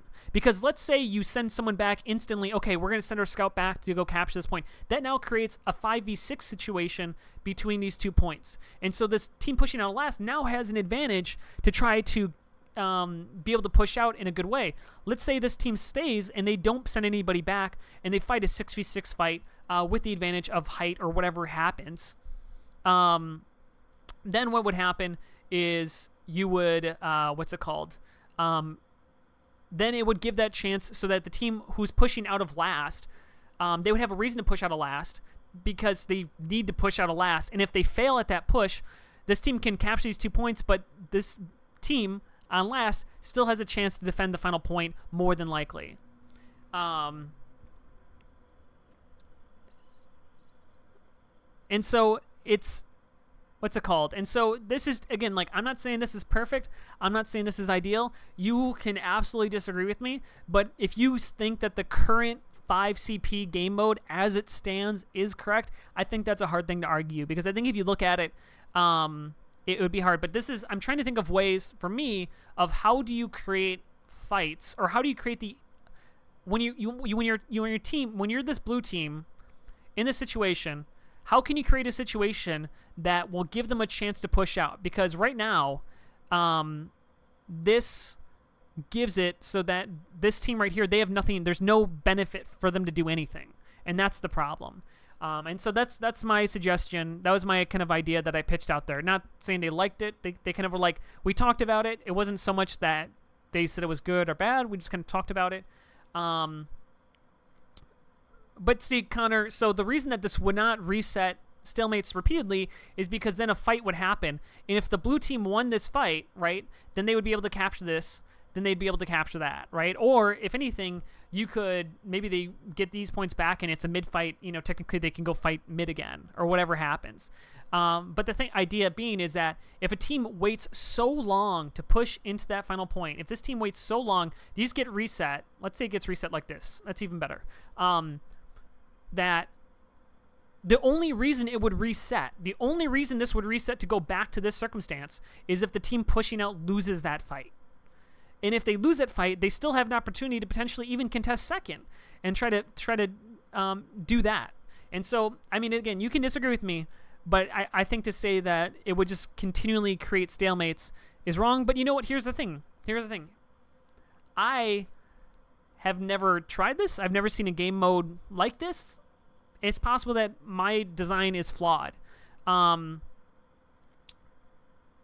I believe that something needs to be done to try to prevent people from stalemating on purpose. I think, to me, that is what this is trying to do, and it's trying to create things reasons for people to fight stuff. I would love to see this game mode played out just to see how it plays, to see how teams would use it. And it would depend on the timer. It would depend on how it would work. It's all these different things, but I think this is one possible solution that I think could work. Yeah. So that's this different idea, and you're more than welcome to disagree with me, and I'm very open to hearing. I think this is something I would love to see discussed on our Reddit. It's not my idea, but how would you fix 5CP? Those are the threads I would love to see, and those I think would be threads that would be interesting to that. Right, and so that's just, yeah. So Koth, the timer is literally forcing teams to push. Well, the thing too is like Koth is ticking down in the favor of the winning team. So if the winning team, they have it's kind of like the same. I mean, Koth and Payload intrinsically have objective timers that force fights to happen. And like that. I like this idea. Sigafoo, the timers would really affect how well it works, but it sounds really good. Thank you, Will. Well, I think it also creates like an inherent tension too. I don't think that's necessarily developers didn't like that concept of it. They didn't like that. I thought it would create an inherent tension, but I think it would, because if a team just waited so long to push and they're like, okay, there's 60 seconds left before you're gonna have to have points reset, and you need to get onto that final point, because the idea is that if the timer elapses, you'd have to be on the final point to put it into overtime or something like that.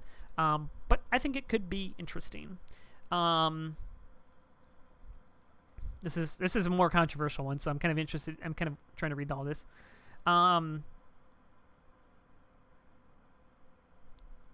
So what would happen, Connor, is the way that I would see it is that if this point started to be captured, the timer could not. So if they're capturing this point, if there's any time on this point, the capture cannot end. So the idea being, just like in Koth or just like in Payload, that the timer cannot elapse. Or the timer can elapse, but it goes into overtime if the enemy team. So you wouldn't have a situation where a team pushes in too late. And if they do push in too late, like, well, that's no one's fucking fault. Like, they should have pushed sooner. Like, I think that's just one of those things. But I think you need to create more reasons for teams to fight and less reasons for teams to stalemate. Again, I would love to hear different opinions, and I think, as I said, this would be a great. I would love to hear ideas about fixing 5CP, because I think it's like a fine idea of a game mode, but I don't think in its current form it's good.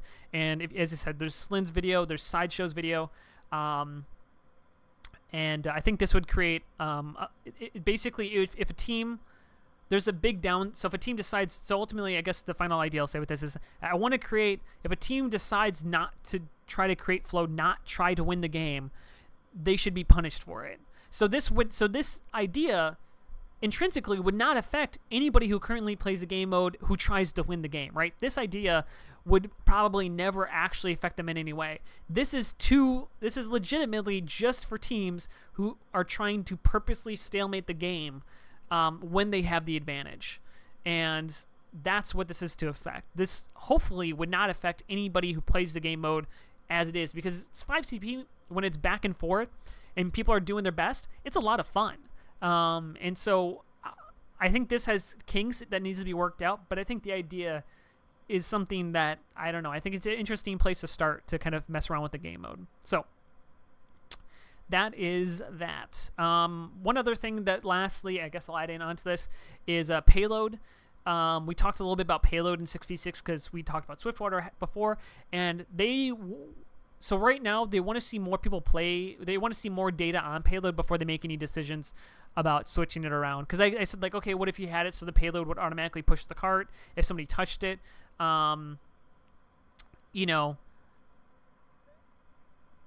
different stuff like that. And they were kind of like, it kind of was like, okay, well, we definitely are open to changing Payload, but I think we want to see more people play on it with 6v6 to see before we actually make any serious changes on that different stuff. No, it's Snack. That's cool if you don't think it's the best way to punish teams who stalemate. Like, again, like, open, like, this is brainstorming. This is just me tossing out ideas. I think it's a good idea because I came up with it, or whatever. That sounds like really fucking egotistical. I think it's a good idea, but I'm not saying it's the best. I'm very happy for people. As I said, I'd love people to come up with better solutions than what I gave. So please, if you do, create a discussion, Okay, so let's talk about weapon changes. One other idea I did toss out to them. This was I said like, here's a terrible idea. Was I thought it was kind of funny. Is like, like in Dota they have like little orbs that come up that kind of can create team fights. Is what if you had like orbs? I think that'd be kind of funny. Or if you like dropped it like a medic's gun on the ground.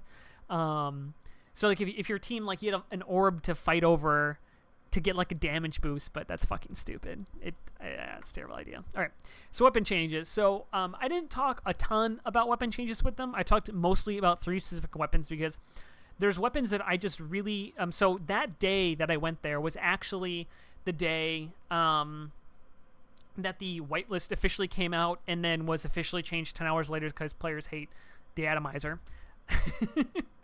Wait, guys, let's see. The scouts run atomizer. Okay, what can counter atomizers?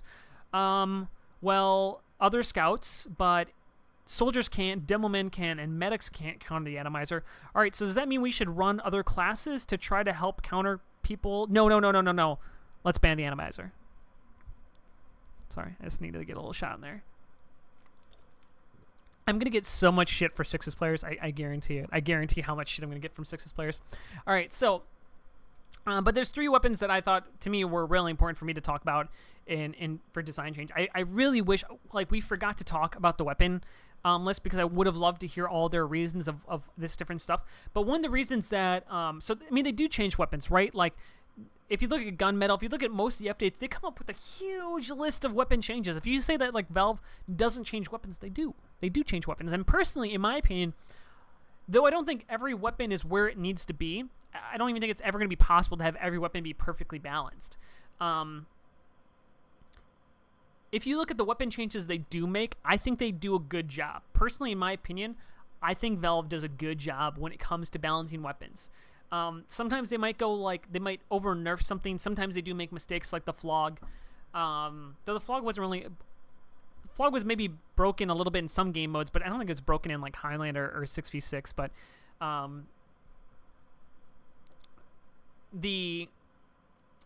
I think overall they do make good changes. It's not it's gonna be like that. No, Boogie, hey man, if I get shit on with anybody with a brain, then man, I'm surprised you've been able to sit here and listen to me talk for this long. I'm a brain dead man. I'm a Highlander, because that's actually a whole component I want to talk about is the love between Sixes community. Anyways, okay, so and so some of the reasons that they don't like, and this is the thing too, is that some of the weapon bans that happen is, so for instance, like let's say the atomizer, right? Like that got instantly banned like right away.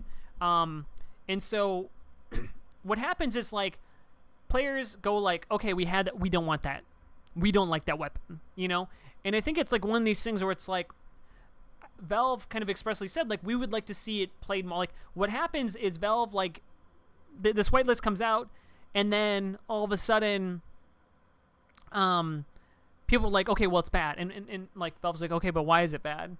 And then they're like, okay, well we don't like it, So, for instance, like Bonk, right? Like, so one of the reasons that Bonk is banned because it makes it too easy for players to get behind enemy lines. And this was one of the conversations that came up, and I was like, because, like, one of the ways that you can break a stalemate is by maybe getting someone behind the enemy lines to be able to, like, create 2 fronts they have to fight on. And so, for instance, like, Bonk is banned, right? And so what is Bonk's entire purpose? Is to break stalemates, because you can send a scout for free behind enemy lines to be able to try to break a stalemate. But that is banned. And why is it banned? Because it's too easy to be able to get someone behind there. And so it's like one of these things where Sixes players just go like, that's not right. We don't like that weapon. Here's the reasons why. And I think definitely some of the reasons of why weapons are banned is completely fair, and why Sixes players want the weapons banned is completely fair. But I think that's one where there's kind of this disconnect where high-level comp players just go like, this is banned. We don't like it. We don't like it in our current gameplay. But there's some stuff too where it's like some stuff gets banned because they say like, oh, well, we don't want heavy to be viable, And I don't know. I think it's yeah. I think that's some reason. There's some reasons of why there's kind of a disconnect between that, because 6S players want their game mode to be played a particular way, and anything that kind of goes against that meta sometimes can get shot down. And so yeah, I think it'll be interesting to see. I'm very excited for this new expanded whitelist and to see how the game plays and different stuff like that. I don't think that every weapon should be allowed in. I mean, I think it should be a pick ban system, honestly. But I think we'll kind of see how things continue to progress and all that different stuff. So the things that I talked to Valve about were the weapons I particularly talked to them about. One of them was a Razorback. So the Razorback is now being banned inside of Highlander. I like Highlander. I'm a big Highlander guy. And the reason why Highlander is being banned is because the Razorback is broken as fuck with the current playstyle of Highlander. And the reason that is that snipers back in the day instead of Highlander, I've been playing since Season 3 of UGC, as it's currently Season 19. So I've been playing Highlander for a long time. And what would happen is... sorry, I'm like reading chat while I'm trying to talk. That's bad. So what happened is that snipers used to play a little bit more flanky, but Max in particular was one of the first snipers to play more with the combo. Now, if you wear a Razorback and you play with your if you play with your Pyro, Heavy, Demo, and Medic, you're going to be constantly buffed to over 185. So if you're going up against a purely flank sniper, you're inherently going to have advantage because you can eat a headshot and you can still kill the enemy sniper with a headshot. And so by playing a combo sniper, you kind of force the enemy sniper to play combo sniper. Well, when you also wear a Razorback, you can't be stabbed by a spy. A spy has virtually, if you're sitting with a combo full of people, a spy has virtually no chance of killing the sniper. So then if you think about it, what can kill a sniper in that circumstance? So a sniper is buffed up to 185. A spy can't kill him. I guess you could suicide a soldier in there to kill the sniper, but that's kind of pointless because he should just kill the medic in that circumstance. You can't plus forward anybody in there unless it's going to be multiple people. The only thing that can kill a sniper in that circumstance is another sniper, but another sniper can't even kill that sniper easily because they're going to be at 185. And so it's going to take like a headshot and then some. And so usually you see a lot of duels happen between snipers where it's like headshot, and then they kind of run away and they go get re-healed and they wait to get up above 150 and then they come back and repeat the process over and over again. And so the big problem to me is that, and me and Brick had varying disagreements on this, but I think it's really important that the Razorback, I don't like the Razorback intrinsically, but my solution to it and what would solve this problem is that, okay, just to say right now, I just want to say, because you said this too, Dope, if you truly believe that a good ambi sniper can take down, a good ambi spy can take down a sniper in that situation, I'm talking about, again, I'm not talking about a situation where a sniper's alone at 125 health where it takes a headshot and then a body shot to kill him. I'm talking about when he's at 185 being healed by the medic surrounded by 5 other people. If you think a spy can kill a sniper in that situation consistently, congratulations, sir. You are now a top 3 spy. If you can do that as a spy, I'm not even kidding. Like, if you can do that as a spy consistently, where you can kill a sniper who's standing in the midst of his combo consistently, you are right now like one of the best spies in North America, like hands down, right there. You know, to say that that's an easy thing to do is bullshit. And if you can do it, then fucking prove me wrong and go be one of the top spies. But that's not the solution to the problem. And so, because that is it. Because if that was the problem, like, sniper meta wouldn't be as strong as it is if that truly was a solution. It's really fucking hard to let alone to hit 1 shot, but to hit 2 shots while you're going to start to be contested because the enemy team's going to find you. It's not going to do that. And so my solution to it, but you know what I'm saying? Like, that's not what I'm talking about, right? Too Dope. I'm not talking about the right situation. I'm talking about that situation, which is a very common situation. Saying like it's easy to kill a sniper on the flank is not what I'm talking about, right? That's completely irrelevant to this conversation. So anyways, back to the conversation at hand. So the easiest ways to kill, so my fix to this, the easiest way to deal with this is that if you're going, because you're ultimately, when you're racing the Razorback, you're losing a counter in the game. You're losing the inherent counter, which is a spy, right? So the way to fix that is to remove the overheals from or one of the ways is just to remove the fucking weapon from the game. But the other way to do it, which they're not going to do, they're never going to remove any weapon from the game, is to make it so that you don't get overheals when it comes to the Razorback. And the reason that this is good is that if a sniper decides that he wants to remove the ability to, what's it called? If you want to remove the ability, if you want to remove the counter of a spy, then you're going to gain the counter of a sniper. And so if you don't want to be backstabbed, then you're going to die to a sniper from a headshot. And so that's the way that you can kind of balance it out, is that a combo sniper with a Razorback versus a combo sniper without a Razorback, the one without a Razorback is going to have the advantage of that situation in terms of being able to headshot the other sniper because he's going to have the advantage. But the sniper who can get overhealed is also going to be susceptible to the spy. And so it's a little bit of this like dice rolling game where you can choose to deny the spy from being able to stab you, but then you're going to make it so that you can easily be killed by the other sniper, and vice versa, that if you want to make it so you can more easily kill the other sniper, you have to make yourself available to be backstabbed by the spy. Because right now, if a spy trades his life for a sniper, that's an incredibly, incredibly valuable pick. Like, that is probably like one of the best picks you can get inside of Highlander right now, is killing a sniper. But a spy can't really do that right now just through the ambi or for the revolver when it's in these combo situations. And so if a spy, so that's kind of it. I think it's kind of a simple solution, and I think it would ultimately affect Highlander positively. I don't think you'd see Razorback run as much, but I think it would return to what it is, which is that the Razorback is more for flank snipers who want to be by themselves and be able to shoot but not have to worry about being backstabbed while being off by themselves. But if they want to play with the combo, they don't get that benefit of being able to play with the combo and also being able to be defended from spies. So that was my Razorback suggestion.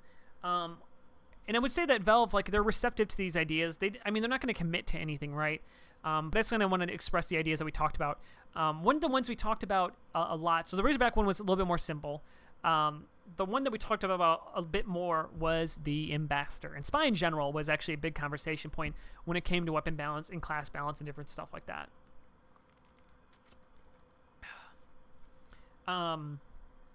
So the Ambassador, in my opinion, right now is broken, and it's been broken for a long time. And the reason is that the Ambassador, to be used in the way I think it was originally intended, which was it came out at the exact same update as the Razorback, to be used as a close range killing weapon, I think is fine. I think it's fine. It's a difficult weapon to use. The hit scan of it once you take off your first shot is actually fairly hard. I prefer the revolver due to that reason. But the Ambassador, through its current build, can make spies incredibly annoying to play against, and also have high reward, low risk situations. And so let's talk about so one of the situations I think best exemplifies why the Ambassador is broken in conjunction with the DR is, let's talk about Highlander. Let's talk about Highlander on Badwater. Let's say your team is on offense, you're pushing the third point, so you capture the first point, you capture the second point, you're pushing the third point, and the spy goes up onto the roof of the second with the Ambassador, with the Dead Ringer, and he snipes up there, right? An engineer can't run up there quickly. A scout can't run up there quickly. The only people who can go and try to challenge that spy who's up on the roof behind where you're pushing is a soldier or devilman, and they're like the worst people to deal, or some of the worst people to deal with the Dead Ringer. And the spy can go run away. There's a bunch of ammo packs around for him to get re-healed up. A sniper can't deal with them because the spy, the way that it works is that you shoot the Ambassador and then you pull up the Dead Ringer, and then if you do it quick enough, like, you can never actually die, or it's very hard to kill versus a sniper duel, because he'll just take a headshot and then he'll just Dead Ring and go run away, heal up, come back and do the same thing. And so in that circumstance, the spy has very low risk. The chance of him dying is incredibly low. The chance of him getting a headshot, there's a very high upside. I mean, if you hit any class for 102 damage for free, like, that's huge. That stops him from being able to push. As an engineer, if I get put from 150 to 48, I can't push that card anymore. I have to go get re-healed up before I do anything. And to me, a spy, this is my own biased opinion. I personally believe that spies should not be long-range assassins. Spies should not be secondary snipers. Spies should be what spies are, which is high reward, instant kills off of high-risk situations, killing enemies from behind, killing enemies from up close. Giving a spy the ability to be a high reward from a low-risk situation, to me, breaks what the class was fundamentally designed to be. And so my solution for the Ambassador, which I don't think is original in any way, is very simple, which is that headshots have fall-offs. So Ambassador works exactly as it is, and I think is perfectly fine and balanced as is, but for a very small radius. And then as soon as you go outside of that radius, the fall-off is drastic. It shouldn't even be like a subtle fall-off. It should be, in my opinion, like a drastic fall-off. So much so that it becomes more of a normal pistol outside of that close range. And so that way, then, if you want to be a spy, because if you think about it, if you took the revolver up to the second roof of Badwater and you spam down, you're going to do, like, what, 20 damage to a person? Maybe? Like, if you hit them sometimes? And, yeah, and so that's basically it. I think that I don't really like the idea of Gunspy. I think Gunspy was invented and became a thing purely because of the Deadringer. And the Deadringer is really the problem of why Gunspies exist in the first place. But I think the Ambassador is really bad in terms of Gunspies because it's no longer a Gunspy. It's a secondary sniper with a free get-out-of-jail-free card. It's not always, right? Like, there's a lot of maps where it's not this case. But there's also several maps and locations where you can go where it's just fucking broken. And I don't think you can really argue about that. Would I make it the similar to the stock revolver? Well, I would make it the normal, but I don't think I would let the headshots. It's mostly the headshots that I would not have. I think the fall off of the normal revolver or the Ambassador for body shots is fine. I think it's the headshots should be like 102, and then as soon as you go outside a certain range, it drops down to I think it should drop down to something fairly normal, like a revolver would be. Yeah. So that was the Ambassador, and the Deadringer 2 is the Deadringer. Was something that we talked about for a long time because it's one of these interesting things that if you asked if TF2 came out now, I think it'd be a good question of would Spy exist in its current form. Beep, I know that we're talking about the best... Oh, actually, here we go back to this. Beep, I know we're talking about the best spies in the world, but one, that's what you need to balance your weapons against. You don't balance your weapons against the worst players. You balance them against how the best players use them. And then two, the thing is even the worst spy, he can still do damage for free, and eventually he's going to hit one of those 102s. And it's kind of like one of these things. I mean, if you're using that argument that's the best way, then the reserve shooter's not an issue because only the best players who can consistently hit shotgun shots make the reserve shooter effective. If you put the reserve shooter in the hands of an average pub player, yeah, sure, it's not that big of a deal because they're not going to hit shots consistently because they're not that good. But if that's the way that you're going to balance weapons, well, then you're going to have a fucking annoying time when it comes to good players. Like, I don't think you can make the argument about just because it's like if it's obviously things that are more broken easily by all players is annoying, but I think you need a balance against the best players, not against the average players. Yeah, that's my opinion. That's my opinion. So let's see here. So the Deadringer. So Spy was a really interesting one to talk about because it was just like a really interesting concept.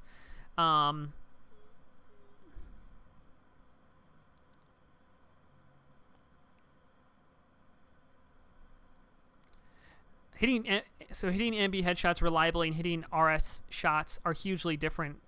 I mean, but again, it's not so much about is the Ambassador broken, because I'm not saying the Ambassador is broken inherently in its close range. I'm saying that is it fair to allow the Spy to have a high reward, low risk situation where no one can contest him because he's standing far away with the Deadringer, right? I mean, in some ways, I think that the Ambassador wouldn't be...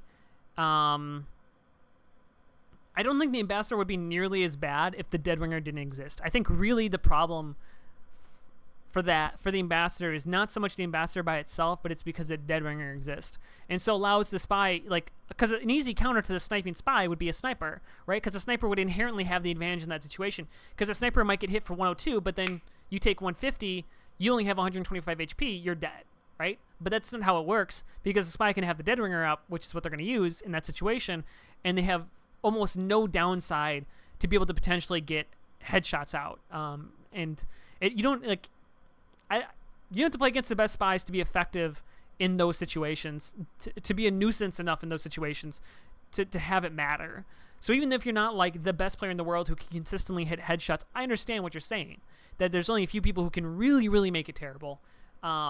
It's still something I think that it's too high reward for such the low risk, purely because of the dead ringer on top of the ambassador. You know? So the dead ringer was something that we talked about, because the dead ringer, they admitted when talking with the devs, was something that I think it was, I'm not going to put words in their mouth, but it's a weapon that's always, I think, kind of been a thorn in their side about, I don't think they realized how it would be used and kind of how, like, because every time it gets updated, every time the, what's it called? Every time the, God, I'm losing my train of thought here. Gotta stop reading chat. Dead ringer, almost every time there's a balance change, a mass balance change, the dead ringer is a part of it. The dead ringer, before it was like broken. It was broken when it first came out. It was broken after that. They fixed it with gunmetal, and then they like made it better since then. And to me, the important part is that I think spies, because they have such a high reward for when they are successful, they need a high risk for when they do their actions. And so the dead ringer can kind of give them a get out of jail free card in a lot of circumstances. It's not always. The dead ringer still takes skill to use. I'm not trying to say it's like just a skillless weapon. But I think the dead ringer,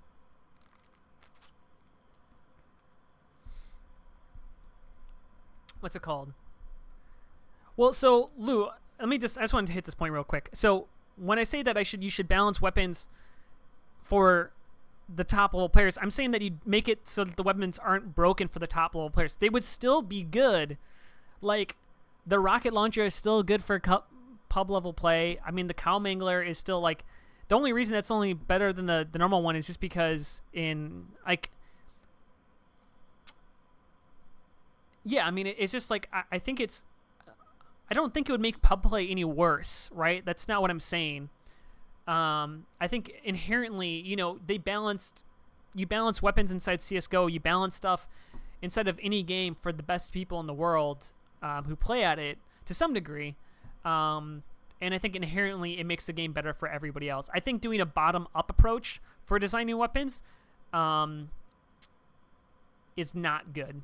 Again, this is kind of just biased opinion and whatever. I'm sure somebody has some like facts on it one way or the other. But I think doing a bottom-up approach for designing weapons so that, okay, this weapon will be really great for like people who are low level, and then for like high level people, like they'll have to ban it because it's so easy to use and so broken. It's a balance, right? But I think that intrinsically, by balancing it for the top level, it doesn't make a worse experience for pubs. I think that's just wrong. That's my opinion. Anyways, I'm gonna stop talking about that because we've already talked about that a bunch. So dead ringer, all that stuff I just said. So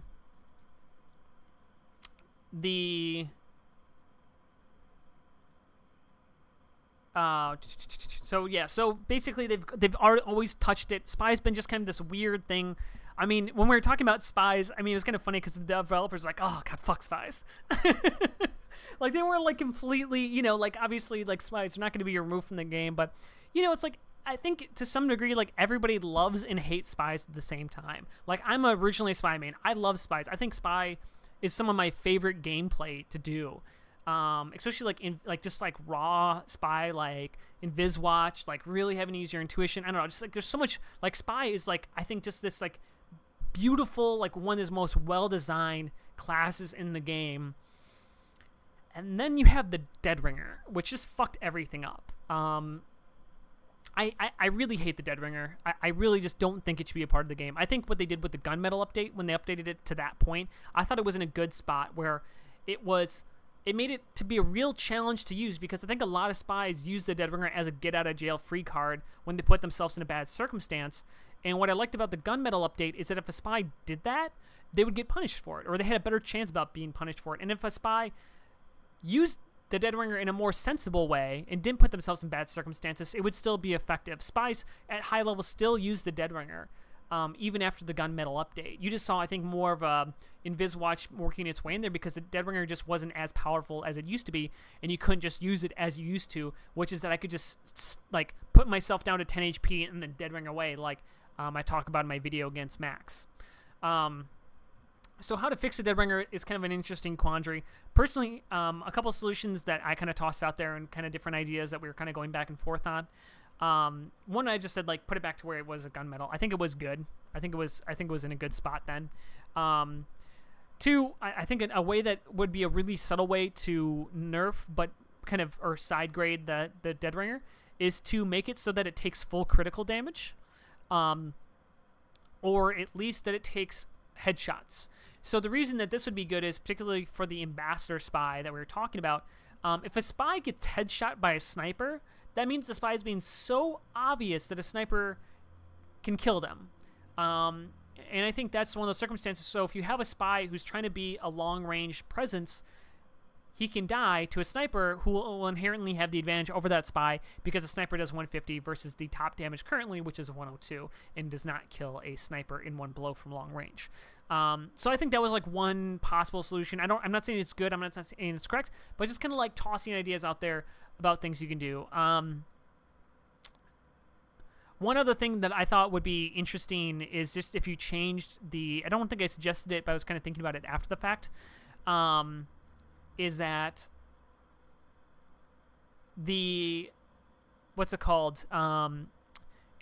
so use what the Dead Ringer currently you added in, because Dead Ringers now have speed boost, they have all this different stuff, but instead of doing it where it takes damage and it reduces the damage you take, just have it so that when you use the Dead Ringer, when you bring it up, it drops your body onto the ground. It says you've been killed by whatever damage you last saw, or if maybe you'd either have that, or if you took no damage, then maybe it just doesn't show anything in the screen at all. You get a speed boost, you get to run through, you use the Dead Ringer as it currently stands, maybe you add a little bit more damage taking when you pop it.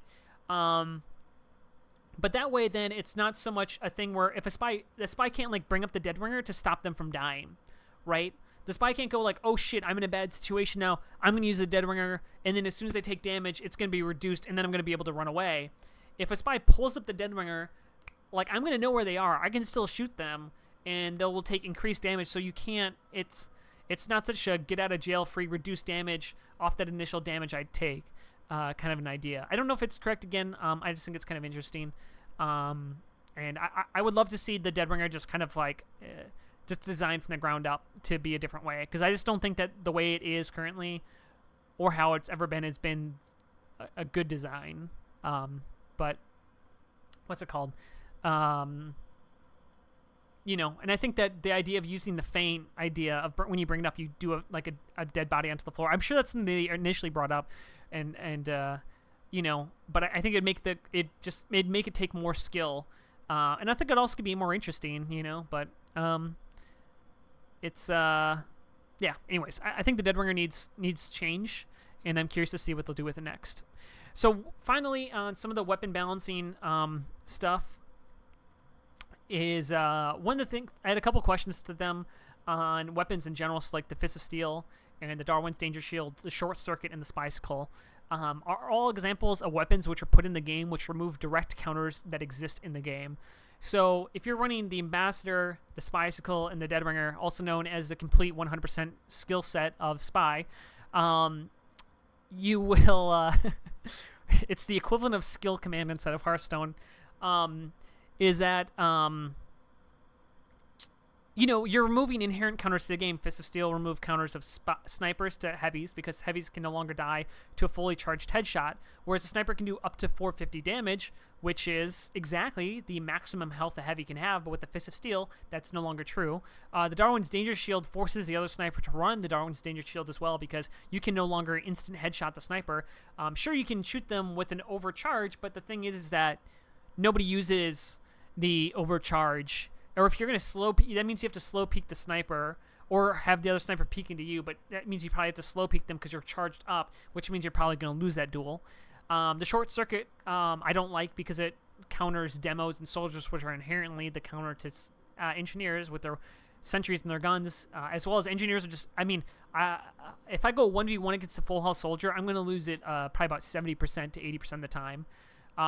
Spicicles counters pyros as spies, which is just, that blows my mind that was even put into the game. It's like, I just so much disagree with that idea. But so I kind of had a question to them, which is, why do you guys create these weapons that remove natural counters that were inside of the game?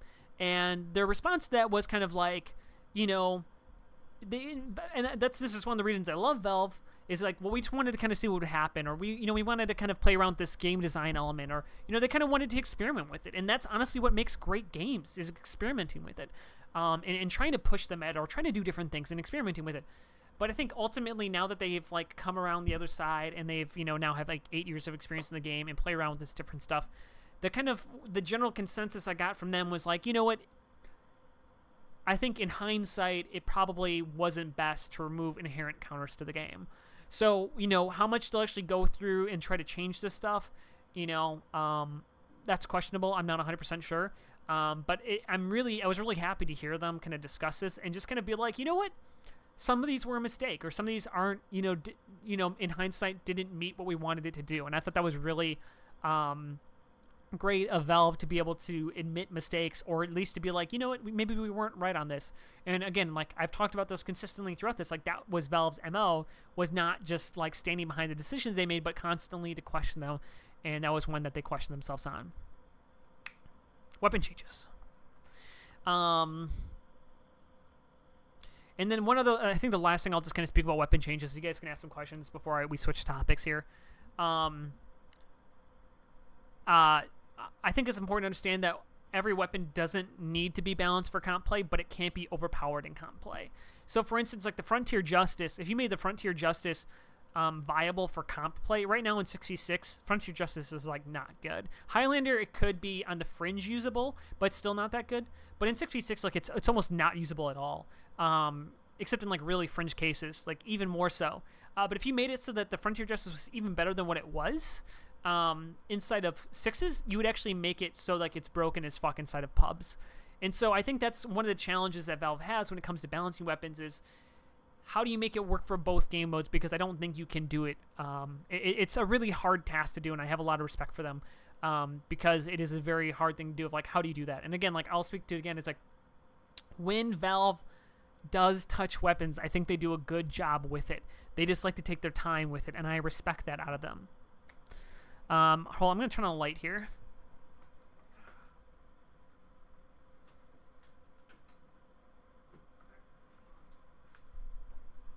Alright.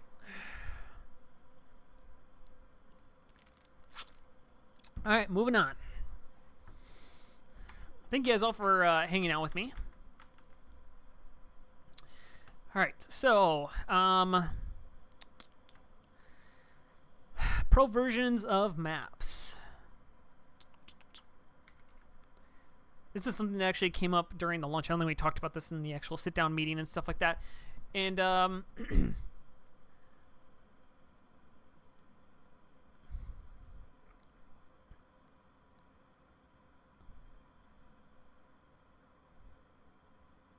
is that, pro version of maps, they exist, such as, I mean, I think the most prevalent is Product, obviously. I think Badwaters are another good pro map. And kind of talking with them, and I think this is really fair, is that they definitely understand, they know that pro maps exist. It didn't seem like they had any real direct plans, or they kind of like, so the kind of thing was like, to understand is like, I didn't get the sense that they would just outright implement a pro map over top of their own. That they would just say, like, here's the map, and they put up, and it's like even kind of its own thing, because like if you do that, you're gonna have to probably pay the map maker or something along those lines. I don't know, what the legality of all of that stuff is, what they actually have to do for that. But it kind of seemed like they're kind of like hesitant to, and it could just be Valve's hesitant. Like maybe they will, do more pro maps and kind of incorporate them in. I I didn't get the sense they really thought their maps were that bad. But it was more trying to understand what the changes were, because sometimes, maybe the pro maps aren't all good. And so trying to understand what the changes were and all that different stuff. And yeah, so I thought pro maps overall, they thought they were good. I mean, like they know what they are, but it didn't seem like they had any ideas. The only things I think they would do is, like, if you were like, okay, here's this part of the map that the pro map changes and is a really good idea, and then have Valve implementing that, I think is something that they're open to, but I don't think they're open to as much so. At least I'm not. They didn't say this to me. Again, I want to be very clear. Valve did not say that they're not open to just completely outright putting it over the top. It's just the vibe that I kind of got from them is that they're open to changing their maps to match some of the things that the pro maps did, but not necessarily that they're going to put it over the top. But again, like, Valve did not say that directly. It's just kind of like the vibe I kind of got from them. Okay, so one of the big topics, probably one of the topics I disagreed the most with Valve on, is probably one of the biggest topics, which is this right here. Actually, you know what, guys? I need to use the restroom real quick, so I'm gonna go on a long rant on this next one. We've been going for almost 3 hours now. Stay tuned. We're gonna keep talking here. We're almost done. We have 2-3 more topics to go through, and the big ones is this next one. I have so much to say about it, and it's the most one I disagreed with Valve on. So stay tuned. We'll be right back, and we'll discuss it here. So guys, discuss it amongst yourselves.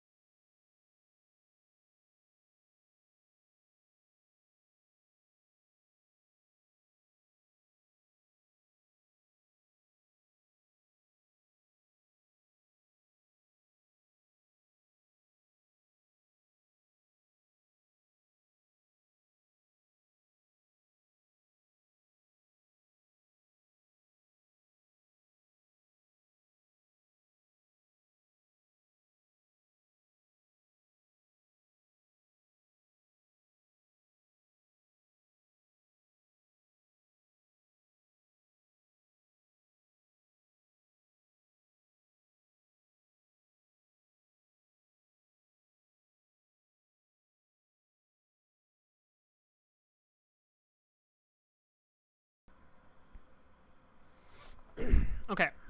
I can answer some questions real here before we get into the next stuff. View models. I didn't ask if they're going to give the ability for matchmaking to remove view models. I think the min view mode of view models is perfect. In CSGO, you can't remove view models. I think it makes sense of why they don't remove view models. But I don't think it's that. I don't think it's that big of a deal. I don't like the view models as they currently stand default. But the min view model, I think, is a really good in between. The Doom style looking, I mean, it looks stupid as fuck in many ways because it looks like, your gun's down here, but it looks good, like that. Yes, no, they do have more customization, but I think the min view is good for now, personally. But I mean, most of the games that people play competitively are outside of matchmaking, so it's not that big of a deal. And I mean, again, like, matchmaking is in its first iteration, so this is the first iteration of matchmaking and all of the settings that go along with it, and so you can expect the game to evolve and become better and listen and change. And so it would not shock me if they got ultimately to the point where CSGO has the customizations where you can move it up and down, back and forward, out left and right, and different stuff like that. But I didn't talk to them about that directly. All right. I think that's all the questions. Class limits and matchmaking. So that was some of the stuff. It was kind of more of the idea that they might play around with. So they might do it. It was like one of these things where it's like, Valve, they're not gonna tell me, like here's what we're planning to do until they do it. Like Valve's, that's not the way they do stuff generally. So they what's it called? So class limits, it may happen, it may not. I'm assuming it would not. I would say that it wouldn't shock me if they didn't implement some sort of class limits inside of 6v6. But it was something we talked about, but it was like kind of more just like what's the idea and kind of discussing stuff. Because that was really more what my meetings with them were on. It's not so much they would take my ideas to use them, because I doubt there's going to be very many, if any. There's a good chance they just won't. They'll fucking just be like, all right, that's like, if food guy's crazy, like fucking leave. But if nothing else, I hoped I spurred a conversation or challenged some of their viewpoints. So my biggest issue is that they are blocked by view models. It's one thing if they open to change, but they haven't gotten around to it. But another thing, it's intentionally restricted. What view models are you talking about? I don't understand what you're talking about. Are you talking about are you transparent view models?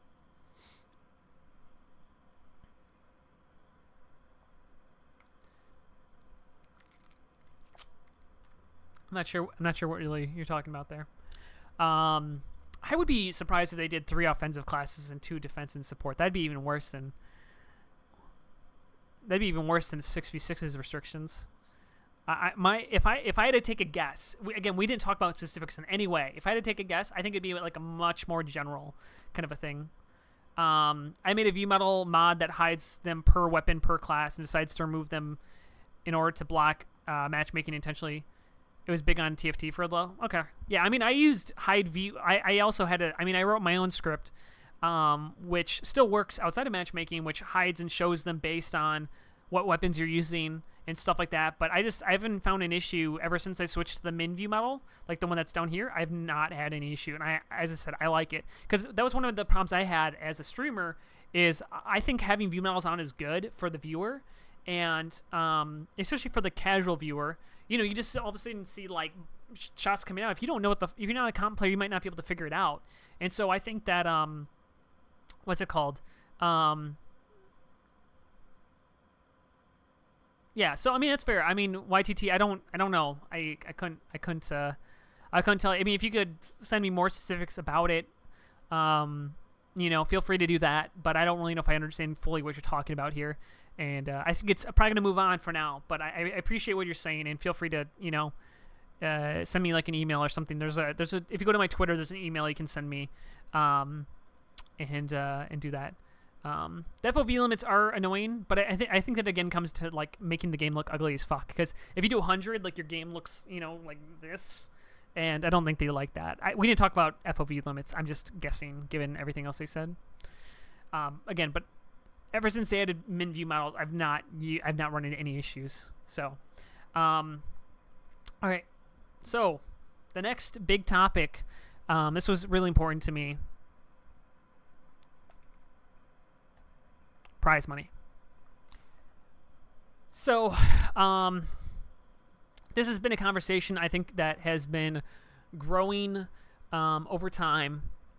Is prize money inside of TF2, and whether or not Valve will officially support TF2 by putting prize money into a certain game mode. And so this is something I definitely went to them, and this is like something that's, it's important to me, because as a comp player, I think it's important to the scene, all that different stuff. And so I'm gonna I want to make sure I want to tread lightly on this, because it is, I think, a very controversial subject, and something that, as I said, I probably had the most disagreement about with Valve on.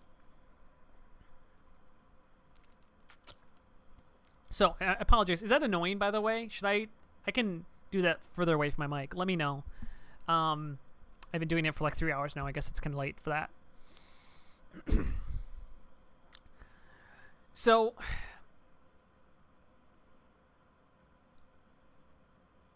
the way that TF2 devs look at it, and kind of in talking about it, is that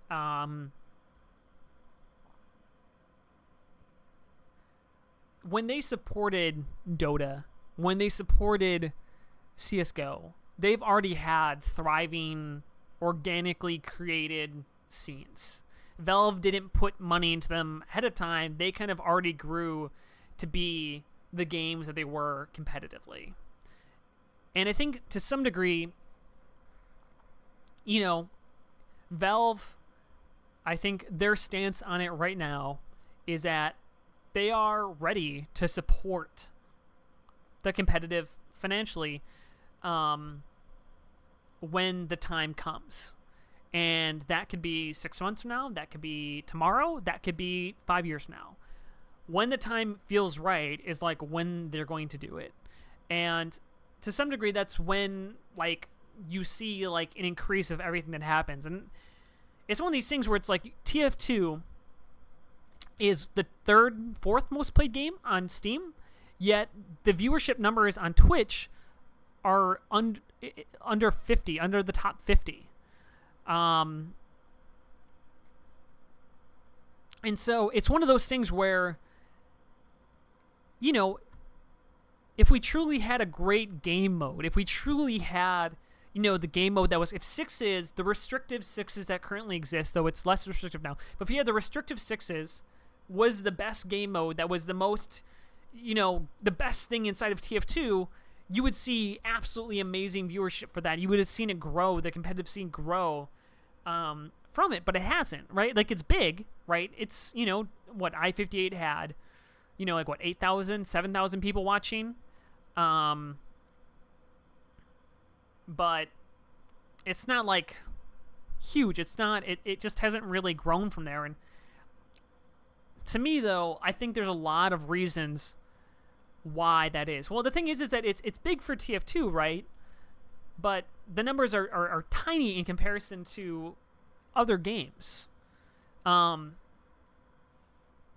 so, yeah, I mean, it's still good. And so I think the thing is that what I gathered from them was that we have not come onto, like, what is the best format that the community supports. Like, as a whole, we might have... So, obviously, Sixes has a bigger following than Highlander, and a bigger following than Fours, and a bigger following than Ulti-Duo, and a bigger following than 1v1 MGE. But, like, is that, like, the best ultimate... Does the format of 6v6 where predominantly 4 classes are used, is that ultimately the best format out there? And is it the best possible esport and stuff like that? And I think those are the kind of questions that they're kind of poking and pressing on and different stuff like that.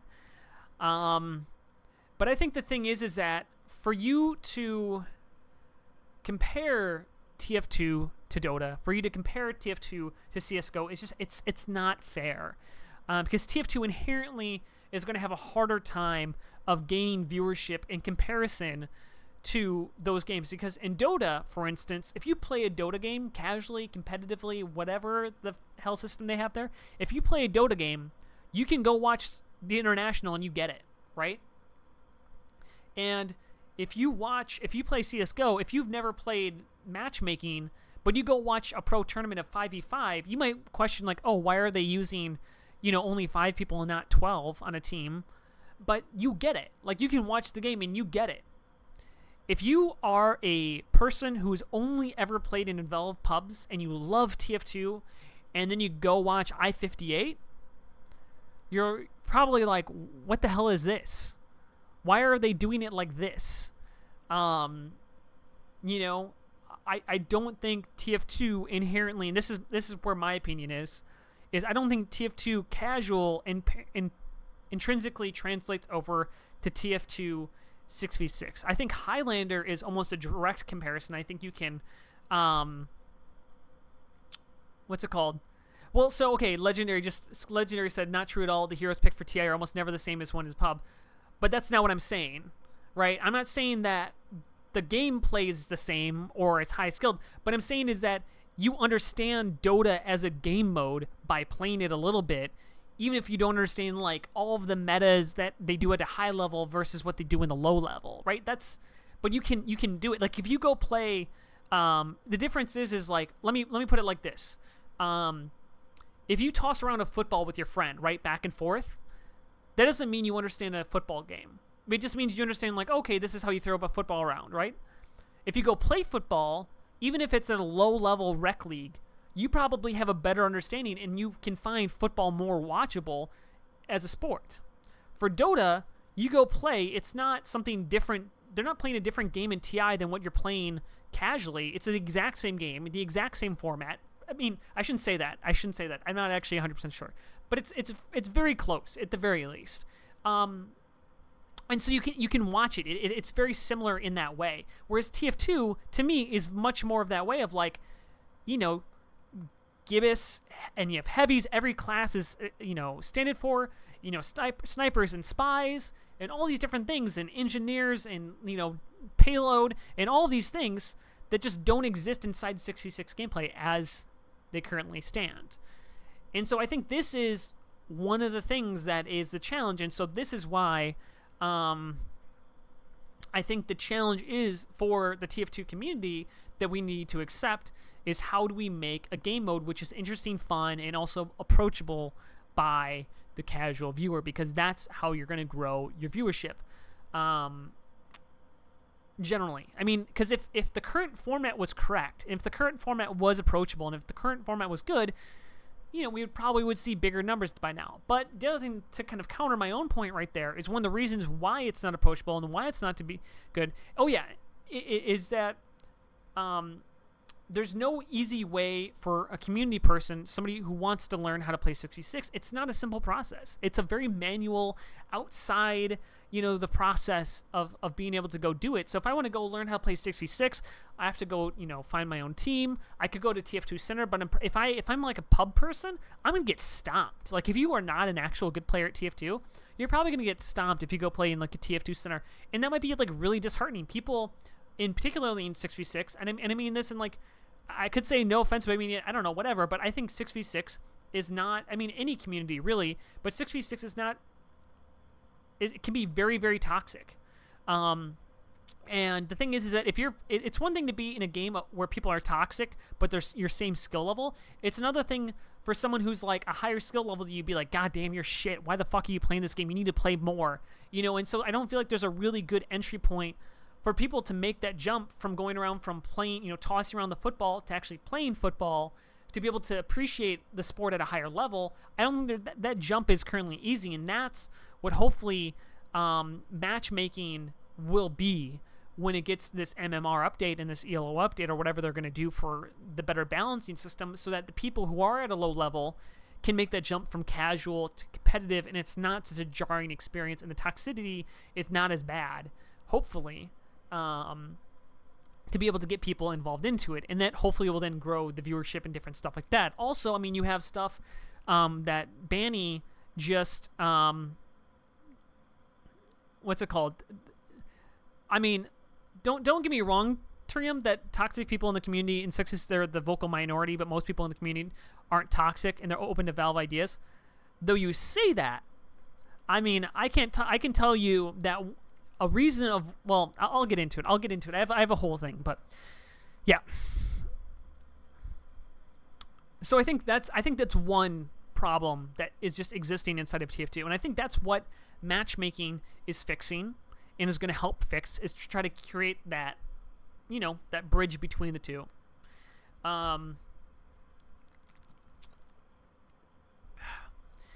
One of the reasons too is that Valve, they, so I kind of spoke to it, and so like, as they said, they're not set on a particular format as it stands right now. The way 6v6 competitive played, maybe with a new modified whitelist, will make the game more appealing because more things will be viable and the games will be more interesting and dynamic. I shouldn't say they'd be more interesting and dynamic, but maybe, and maybe it'll bring, something more to the game that people will find more interesting and will grow viewership in that way. But to me, I think the problem is that matchmaking took so long to get into the game. And the barrier to entry into competitive gameplay was so high for low-level players who didn't have a thick skin that it ultimately kind of stifled the community. And I think it would be good on Valve to do at least a very low level of financial support to leagues to try to kind of fill in this gap time, because I think the next year is going to speak the most. Because I think the next year, of TF2, maybe 2 years of TF2, is going to basically be like, is it going to go there or is it not? You know, because you're gonna have no more excuses anymore. You're gonna have a matchmaking system that works. You're gonna have, you know, all this different stuff in place to like let the viewership start to grow. But I think the prize money needs to be there. But I don't think Valve needs to put down $1 million. I don't think they need to put down, you know, $100,000. I think even $10,000. Like, and I think what would be interesting is also if they didn't want to show favoritism, do it for Highlander, the main leagues right now, Highlander in sixes. What's it called? And do it for both. Do it for North America and EU, maybe Australia as well. They're the bigger communities. And it's not to say like, and I think the important thing is Valve to come out and be like, we don't think any of these are necessarily correct, but we want to show support to kind of, you know, encourage the community to continue to go on. And I think $10,000 would be a big deal, particularly for like Highlander, which doesn't have a lot of money in it. For ESCA, it would like double the prize pool. But I think it'd be a really good sign, and I think it'd be a good sign for sponsors and people outside of TF2 to go like, look at Valve gives a shit. They're putting money down. This is happening. Things are going to happen here. And then, you know, I think one of the ways you can get around it is none of the money should go directly to the communities. I think that'd be one of the safeguards. Is that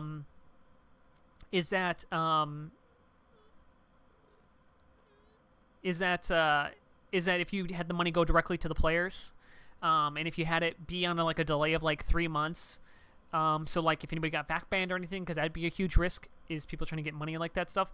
Ultimately, they'd have to go to do. But it's, I think the thing is that right now, yeah, I mean, I think that it's important for Valve to put money into the game to some degree. Even if they don't agree with the format, I think it's important that they move forward with it. But it does kind of create, because I guess this is I'll kind of act as the counterpoint to this, is that let's say Valve does that. They said, we don't think Sixes as it currently stands is the best format. We don't think Highlander stands as necessarily the best format. We're going to support both. Let's just say they do this, right? Then what happens when a new league comes along and they get some moderate viewership? Does Valve then have to support them? How many leagues does Valve have to support where this league comes out, it's 7v7, has its own rule set, whatever? Does Valve support that as well? You know, I can understand why they're a little bit iffy, you know, and so it's like, to me, it didn't seem like Valve was hesitant to put money into the scene. It was that they're hesitant to put it, that they didn't want to kind of like put it where they weren't certain. And that's kind of where it seems kind of they're at right now. And so I think Valve absolutely will support TF2 financially. You know, it's just kind of like when and where. And I think we'll get to that point.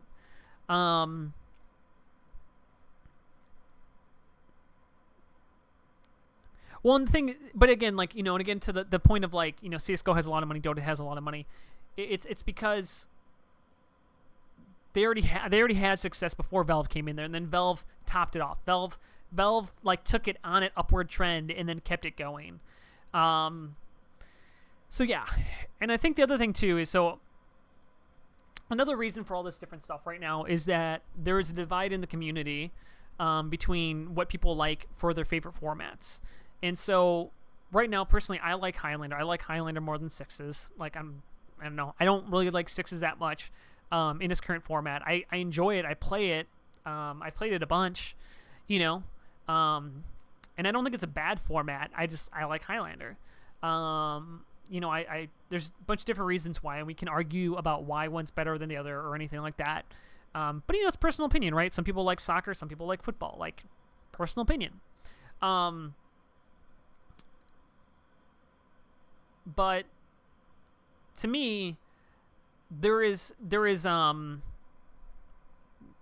we need to gap between pub and comp, and then we need to gap between the communities, because right now, I mean, I can't tell you how much shit talking I've seen over I've been playing, as I said, I've been playing Highlander since Season 3, and I can't tell you how much fucking shit talking I have gotten and how much toxicity I have gotten directed at me from the Sixes community because I'm a Highlander player. And it's not consistent, it's not constant, it's not nearly as much as it used to be. I mean, like, I ignore it, but it's one of these things where it's like, if Sixes truly wanted to be a community that grows, if Sixes wanted to be the best community in the game, then you fucking need to own that. You need to stop shitting on everything fucking else, and you need to own it. You need to be a great community. You need to be an inviting community. The only time that I see Sixes community be an open community that is really inviting to new players consistently, particularly on the ESEA side, is when they need your money. I see there's really great Sixes communities when it comes to newbies and different stuff like that, but when it comes to high-level comp players being like open and being nice and trying to be inviting to new players is only when they said, oh shit, we don't have enough prize money in our prize pool. We're not going to be able to do the ESEA League. Guys, give us your money. Come in here. Give us your money. Like, where's that all the rest of the fucking year? You know what I'm saying? Like, I think Sixes is going to be the format that's going to win out or something very close to it, and I'm totally fine with that.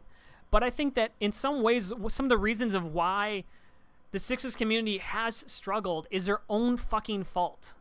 And they need to look at themselves and go, what? Hey guys, you know what? Fuck it. All right? We might not think Highlander, we might look down on it as a joke thing, or we might look down on its fours, or we might look down on pub play, or whatever, but you don't gain new members from looking down on people. All right? If you don't have a ladder to your fucking ivory tower, no one's going to fucking join you. So I think Sixes is going to be it. You know what? I think it can be a really good format. I'm really excited to see how the whitelist and different stuff works. And I have a lot of respect for a bunch of Sixes community members out there. I don't think they're all bad. I don't think that inherently if you're a Sixes person, you're toxic. That's not what I'm saying. But I think it's hard-pressed for, if you talk to anybody who is in my position, and I think a lot of Highlander players would agree with me about the fucking, like, hate they get. And so yeah, that's kind of it. But it's like, you know, I've had good experience, and it's and I want to say too, I want to kind of counter my own points and say that I've had a lot of good experiences with Sixes players. I've played in Pug systems a bunch. That's actually where I developed my skill the most. Actually, was playing in 6v6 because it's so DM heavy versus Highlander, and so I did a lot of my skill building inside of 6v6. And doing that side of things, and I had a lot of fun and good experiences inside of 6v6. But you know, it's one of those things where it's just like, I think that there is a problem, you know. And I think to say that just because it doesn't happen often doesn't mean it's a thing, and just because it's a vocal minority doesn't mean it's a thing, because it's still fucking vocal. And if it honestly does not feel like a minority in any fucking way. I mean, call me wrong, but to me it doesn't feel like a minority. And I mean, I don't know. I don't see a lot of people in chat fucking disagreeing with me. But maybe because it's all Highlander people, but that's the whole point, is like we feel that way. And yeah, and so I think that's one of the reasons, again, and so it's like trying to look at reasons of why the community has not been able to get organic growth inside of these things, to grow it to the point of where there is viewership, where sponsorships are going to come in, and where there's viewership where it's like, okay, Valve's like, all right, this is on the upward trend, let's do this. And I think the reason is because you need to get people involved in Sixes, but you're not going to get people involved in the community, which sucks. And you're not going to get involved in a community where like you get shit on and get talked down to when you're new at the game. And every game has, you know, some degree, some part of this, but you can set a tone to it, you know. And there are good parts of the community and stuff like that. And so I'm really looking forward to matchmaking. I think that'll be a good step in the right direction. And we will and we'll kind of see with that. But I think this is, we are on an upward trend with TF2. I think we are going in a good direction. I don't think it would be wrong of Valve to support us before we get to the point of where they want us to be, but we'll kind of see with that.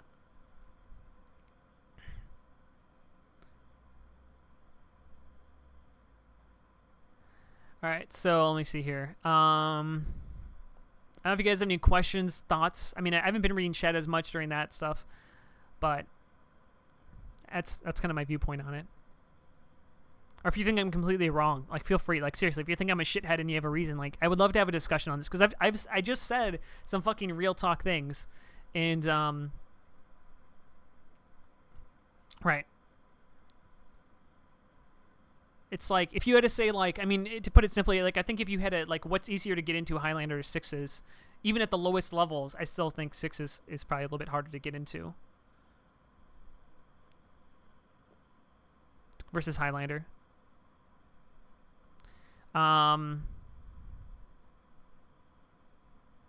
Well, it's yeah. No, I think that's a fair point, Clever Man. But yeah. Well, the problem with UGC Plat is something completely different, and that's I could do some real talk to gold teams, but they made that post the other day where gold teams were refusing to play inside of platinum. Like I don't know. That's one where I'm like, I think the problem with platinum not having enough teams is more the attitude that gold teams have, where they like to they gold teams seem to be okay with settling for mediocrity, and I don't think that's an acceptable way to handle it. But for some degree, I think that's the way that UGC works. But that video they posted, if they thought that made them look good, that made them look terrible. They really did. I thought they just looked like idiots in that video. Like, I don't mean to speak so harshly, but I'm just like, what the... I remember when I was going up in Platinum, the only thing I wanted to be was the best. And I wanted to be, like, on the best team. And so when I got into Platinum, I was like, fuck yeah, you know what? I got shit on, and I was on the worst teams, but I grew up. I got better. I pushed myself. You know, K&D, the kids next door, came in as a gold team, and it was either their first season or their second season, and they won Plat. Why? Because they fucking wanted to do it, and they put in a lot of time and effort into it. And I think it's that teams just like want to sandbag and kind of have fun with it. But the thing is that if the gold team's going to gold, then I don't know. So let's see here. I missed some stuff. So Jove said, I think a lot of the problems with Highlander is UGC has a lot of problems and lands aren't as easy to do. Agreed. Lands are definitely harder with Highlander. Along with the fact that UGC is just frankly not a well-managed organization. And I don't agree with. I haven't agreed with a lot of decisions that they've made over time. I think that's one of the biggest problems. ETF 12's done a great job overall. I feel like they've done a great job. I mean, ETF 12 doesn't have a hard time, from my understanding, of filling up Prem. So, and overall has a good system in place. Yeah,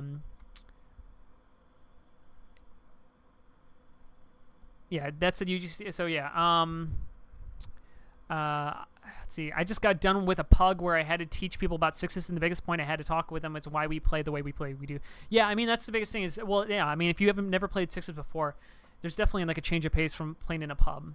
Sigafoo, I think you're right about the toxicity of issues in growing competitive is absolutely true, but that's definitely not to say that the other esports that exist out there don't suffer from the same problem. So it's a little unfair to pin that on sixes rolling to it. No, K-Man, I agree that six, you know, and I said that multiple times. Hopefully I did. That toxicity still exists in multiple. If you play Overwatch, if you play League, if you play Dota, toxicity, it's always going to be there. But my point being is that if sixes wants to grow, it needs to get people from the other communities. And I think there's been always this like really negative and looking down upon everybody else from the sixes community, from anybody who doesn't play sixes, you know, that you're a scrub and you're terrible, you know, and oh, you don't main and scout, soldier, demo, or medic, well then you're fucking awful. And it's like it's not so much that there's always gonna be toxicity, but it's more so that it's on the side of that it's looking down on you for not being part of the sixes meta. Or if you have cheese strats or whatever the fuck. The skill in sixes is very different on average compared to that of Highlander, making it very hard to get into if you're someone new to the game. If I had a spitball, I would say average amount of hours spent TF2 opening league, probably about 2 to 3K, which is a lot. People don't invest time. Yeah, I mean, well, agreed. I mean, if you look at the top players inside of TF2, even Highlander to get to Platinum at a high level, you know, but the thing is that ultimately you don't need to be at that high of a level to be able to play the game well, Kiosk. But I think it is a fair point. But I mean, that's for every game. Every game you need to put in crazy amounts of hours to be able to get to the top. But yeah, I think that sixes is a different skill. I think the thing with Highlander, the benefit of Highlander is it's easy to be bad in Highlander and get away with it. In Highlander, you can hide your badness much better because there's 9 players. And so if you're the one bad player in your team, especially if it's not on a critical class such as, you know, so let's take engineer. It's really easy to be just an average engineer and to do well for your team, because the class doesn't take a ton of skill to be good at. To be great at it, it does take skill, but to be like good at the class doesn't take a lot of skill. And so compare that to being like a sixes scout. If you fuck up as a sixes scout, it's very fucking apparent. And that sixes is also more DM heavy, whereas Highlander is a little bit more team based, I would say. and a little bit more around the team. But at the lower levels, it tends to be a little bit more of a clusterfuck too. But I think that's kind of for both game modes. Do you think a big issue is exposure of the established comp scene to the average player? Probably no. I think it's honestly, I think it's twofold. I think it's exposure, and I think it's the current game mode isn't good. I don't think the Sixes is as good as it could be. I think Sixes is roughly where we're going to end up for the final game mode where TF2 will end up. But I think the raw the raw game mode that Sixes isn't where it is because it's so far removed from what TF2 is as a game. It's like, all right, we would like these, like 95% of the time it's going to be these 4 classes and nothing else. And I think there's an opening to potentially, I'm not saying that Sixes is wrong in that, but I think it'd be interesting to see experiments to kind of push that boundary. We hear, the thing is that we hear like Sixes players go, oh, but the format slows down so much. Oh, when you put a heavy in it, it slows down the format so much, or it slows down the format so much. But then I watched I-58, and I watched countless stalemates happen with this incredibly fast-paced, thing. But I think that's more of the game mode of 5CP than the shit talk. But you know what I'm saying? Like, I think it's exposure, but I think it's also just getting people to play Sixes and getting to play comp will be a big part of it and get them dabbled in it, but in a safe space where they can play against people of their same skill level. Mr. Unstoppable, Sigafoo, me and my buddy want to join Highlander team. He has put up 2,000 hours. He's a good scout pyro, and I'm a new comp scene. I play Medic Noahs. Which Highlander league is the best? Really for Highlanders, only UGC currently, and inside of North America. ETF2L is what I would suggest inside of EU over UGC. Mr. Slint has made the argument that Sixes was a better comp mode because off classes can create some variety. I don't know if I agree with that, but I think it's just like the opinion of somebody who's played like Highlander versus somebody who's played Sixes. I think there's something just really amazing about the game to have every class, like it's I'm not saying it's the way the game was made to be played, but to have every class available at every moment, I think always makes for like a really interesting game mode. But it's a bit of a clusterfuck. Uncle Dane says, I think the gap is right there at the in-game competitive matchmaking system. However, it needs to be working correctly.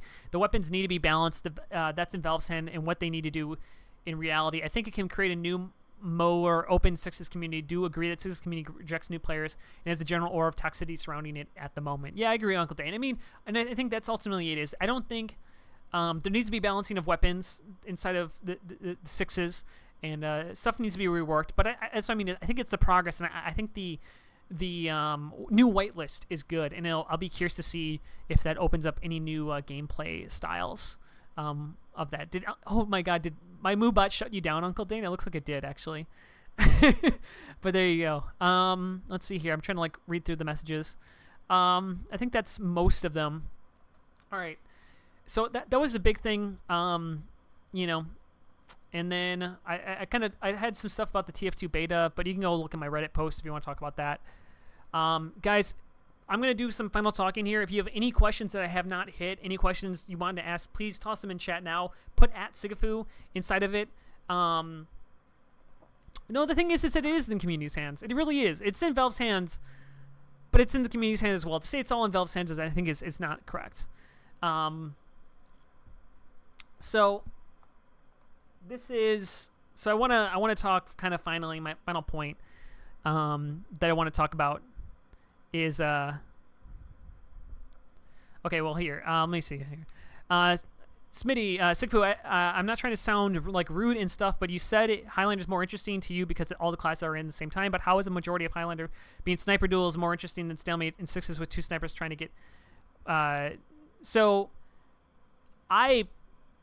well, the thing is that Highlander, there's always something going on.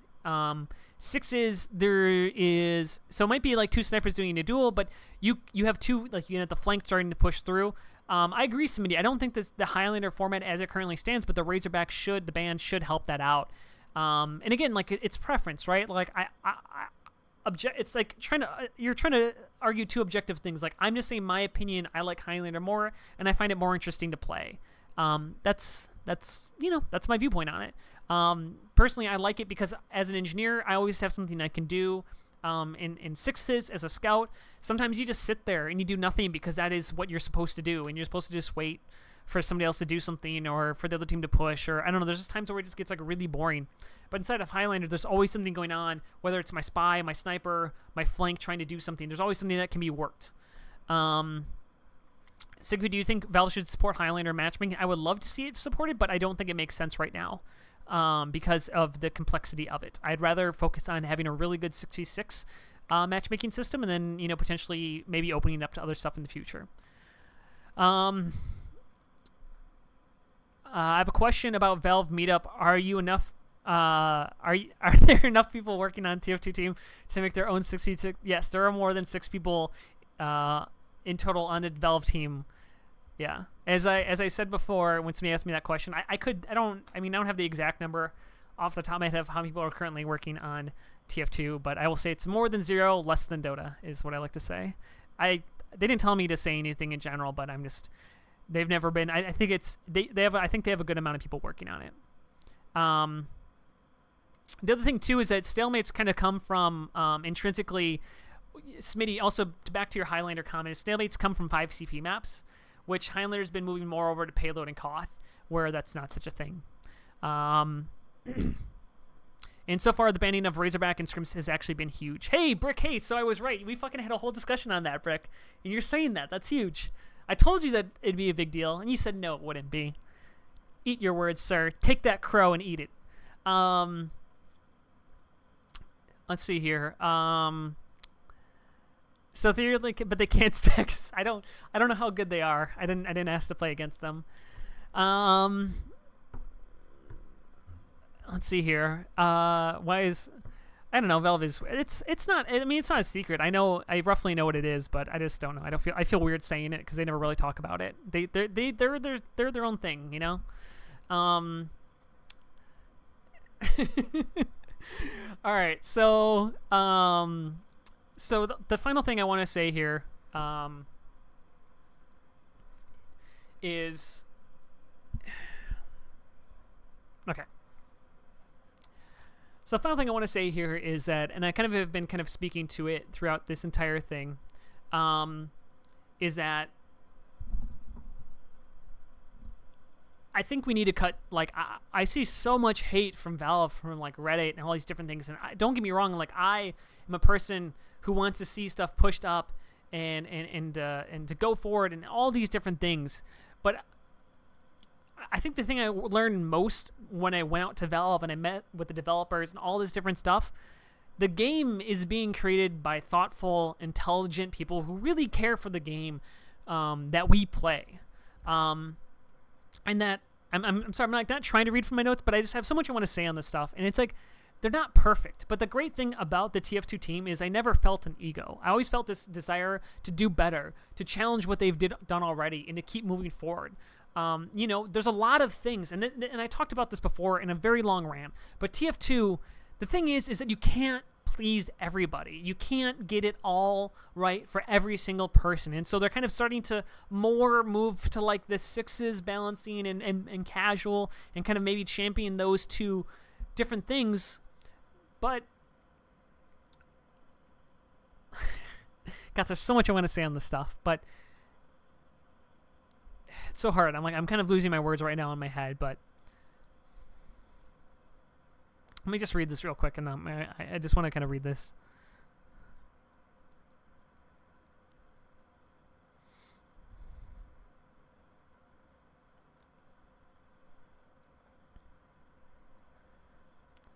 I think the thing that I guess I want to say is that Valve is there. When I talked to them, when I sat down with them, like, they were so clearly listening to the community. They were there inside of it. They don't speak much, and I think that is a problem, and I think that's something they can absolutely 100% do better. If you want to see my rants about how Valve can do better when it comes to the community and why that's important, you can go back to that. But ultimately, it's because TF2 is such a diverse game. Between you have all these, you have Scout, Soldier, Demo, Man, Medic, Mains, all these different things. You have MVM, you have Highlander, you have sixes, you have fours, you have jumpers, you have surfers.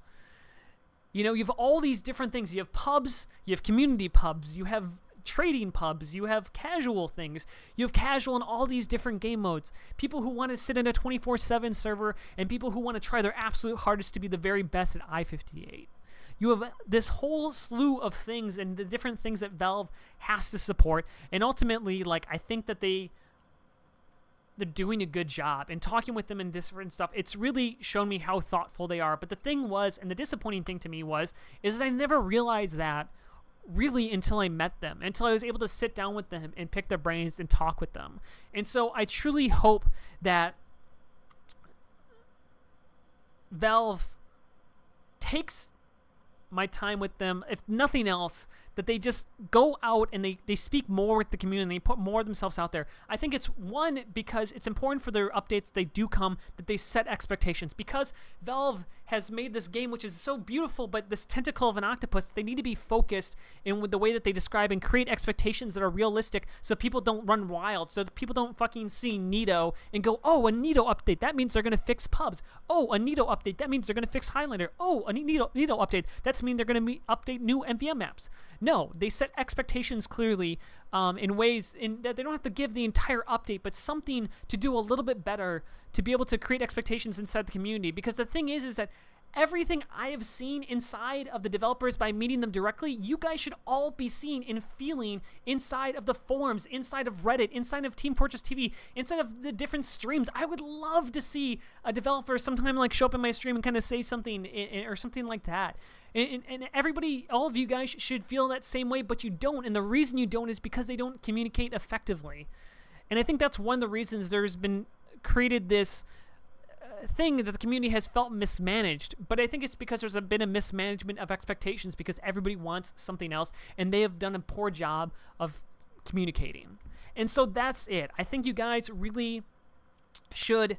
and that's why I say, you know, kind of, I believe you guys should give Valve a break and kind of just like give them a little bit more trust than what you've had, because I do think they're on a good pathway. I do think they're good guys, and I do think they understand what they're doing.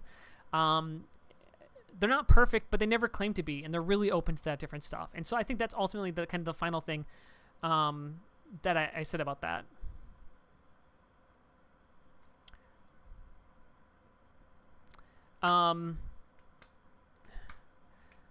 So, Uncle Dane, did you say this to them? I think it's important, the distinction to make, because what it sounds like you're saying is talking about true passion for TF2.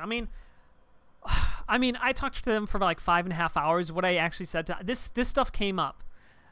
This stuff came up absolutely, and I really kind of hounded them about their communication style. Did I do a big impassionate speech? I don't think so. But maybe I'll send them an email with this thing. I should work for Valve already. Hey, if they want to hire me, I'm already a developer, so I can do that for them. I'd absolutely love to do it. Okay, so do you guys, my final thing here, you guys can ask some final questions. I'm going to show you the swag that I got from Valve, all right? So you guys get to see that. It's a final thing.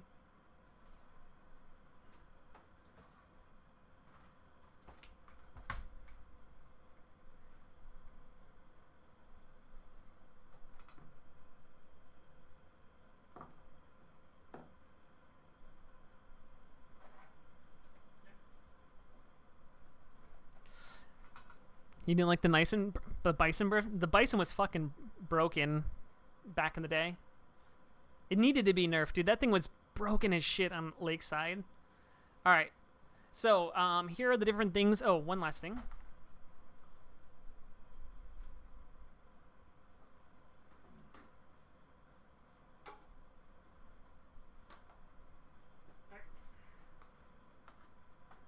I guess one final comment.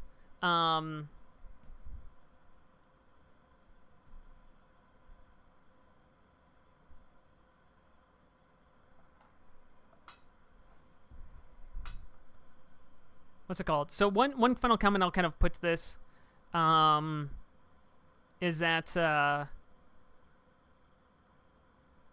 I think there's this really kind of cool moment because me going out there visiting Valve City, I went with the developers and all that different stuff, was not only a cool experience, but so for you guys who don't know my age, I'm 29 years old. I've been playing Valve games like literally my entire life, ever since I was, so I actually went and looked it up. So it was around 1999 was when I started playing Valve games. It's actually CS, the original Counter-Strike, beta 6.5. And so I've been playing Valve games. I mean, I've played literally, I mean, like my entire high school and middle school life was playing mods of Half-Life 1.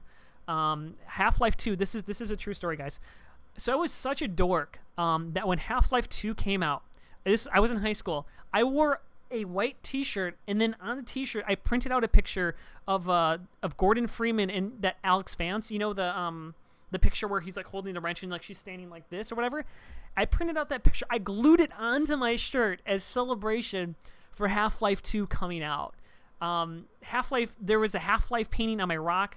I got the orange box when it came out. I've been playing, all of the different games. My entire life, Valve has had a part inside of them. And so to go to the studio and to meet the people and to meet Dave and Eric, who are people who've been there for a long time. I mean, when I talked with Dave, he was like, Dave Riller, and he was like, oh, I worked on Half-Life 2. We kind of talked about that. And there was this moment. After, I think at the end of the tour, where I was talking with Dave, and I said to him, because I realized this fact, that I've been playing Valve games for 16 years of my life, 17 years of my life, somewhere around there. I've been playing Valve games, and he's been working at Valve for about 20 years, and kind of had this realization that, like, holy shit, like, we've been kind of a part of each other's life in some way, like me as a consumer, him as a developer, and it was just kind of this like really cool moment. And just the whole experience, like when I was leaving it, I honestly got a little bit choked up just because it was like such a big deal. It was like this has been like, I'm a giant gaming nerd, and like I have been doing Valve shit for like my entire fucking life, and to finally get to meet him, and not just meet him but sit down and talk with them and stuff like that was just a really amazing experience. So I really can't understate like how cool that was, and how cool it was to be able to sit down and do all that different stuff. So here's a swag that I got from Valve. I got a ton of stuff.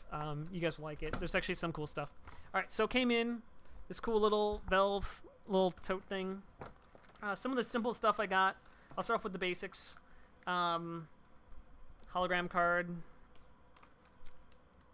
Stick-on companion cube. Left 4 Dead 1. Some stickers. Dota 2 pin. TF2 cards. And I think it's a Black Mesa thing for the thing. And this is a Steam controller. You can't see, it's like an invisible Steam controller sticker thing. All right. So that's the simple stuff. All right. So then I got this this sticky ball, which is actually amazing. It's really incredibly bouncy.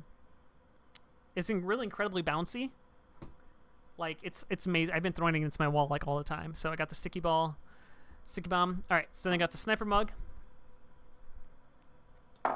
Got these what's it called? I got my Inchi. I forget what these are called. The soldier.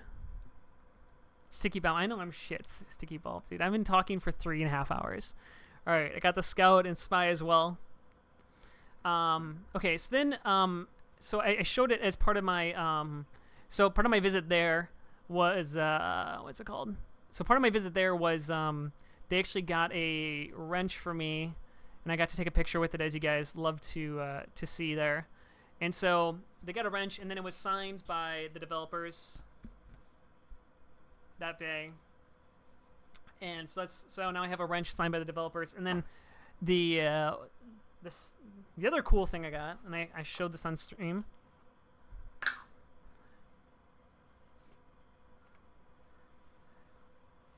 right, I'm gonna try not to break this because I need to get this framed.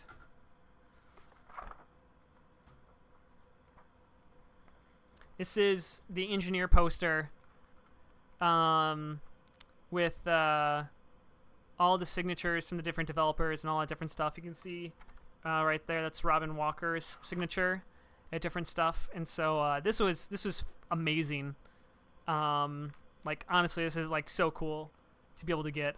That's like going up on my wall and it's gonna be cherished forever. Like engineer fucking picture with developer signatures from the game I love. Like that's amazing. And so the final item that I got was something that I didn't even think much of.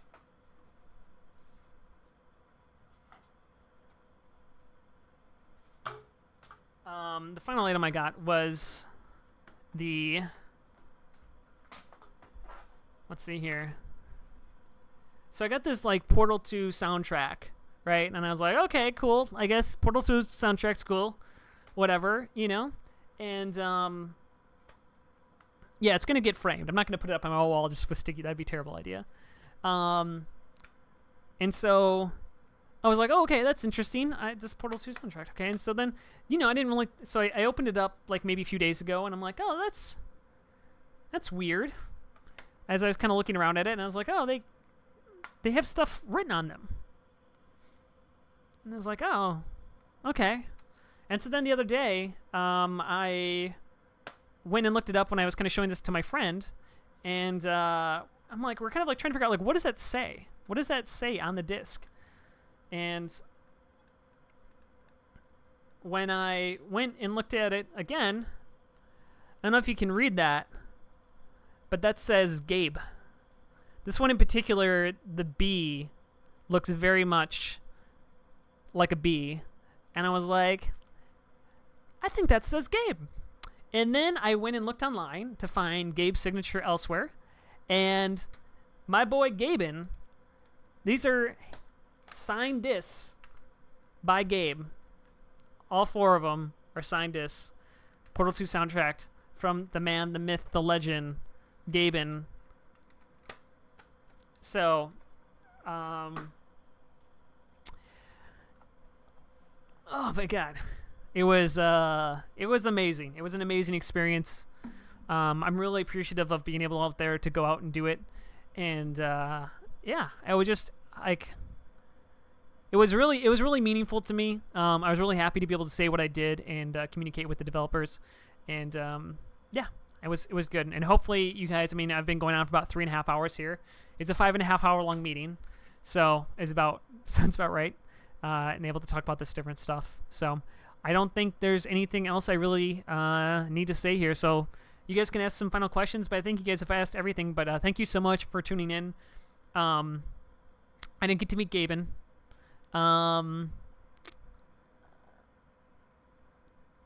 Take the head off the engineer vinyl figure. If you guys like it, feel free to follow, different stuff like that. Been meaning to make this video for a while. I'm glad I didn't try to make this into a proper video, because even if I edited it down, it would still be like an hour-long thing. Gotta fly here. All right.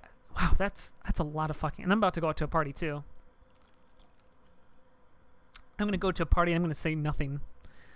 All right, guys. Thank you so much for joining me out here. I love you guys so much. Let's see here. About 80 people joining us out here. Better than Banny. Yeah, I don't think I have anything else. Yes, I will upload this to YouTube. If not today, tomorrow, something like that. We'll get that up there in the next day. And I think that's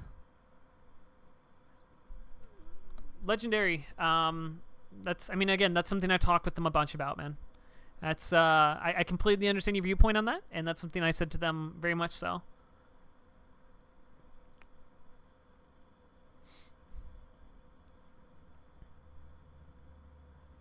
Yeah. All right, cool, guys. Thank you so much for coming out here and hanging out with me.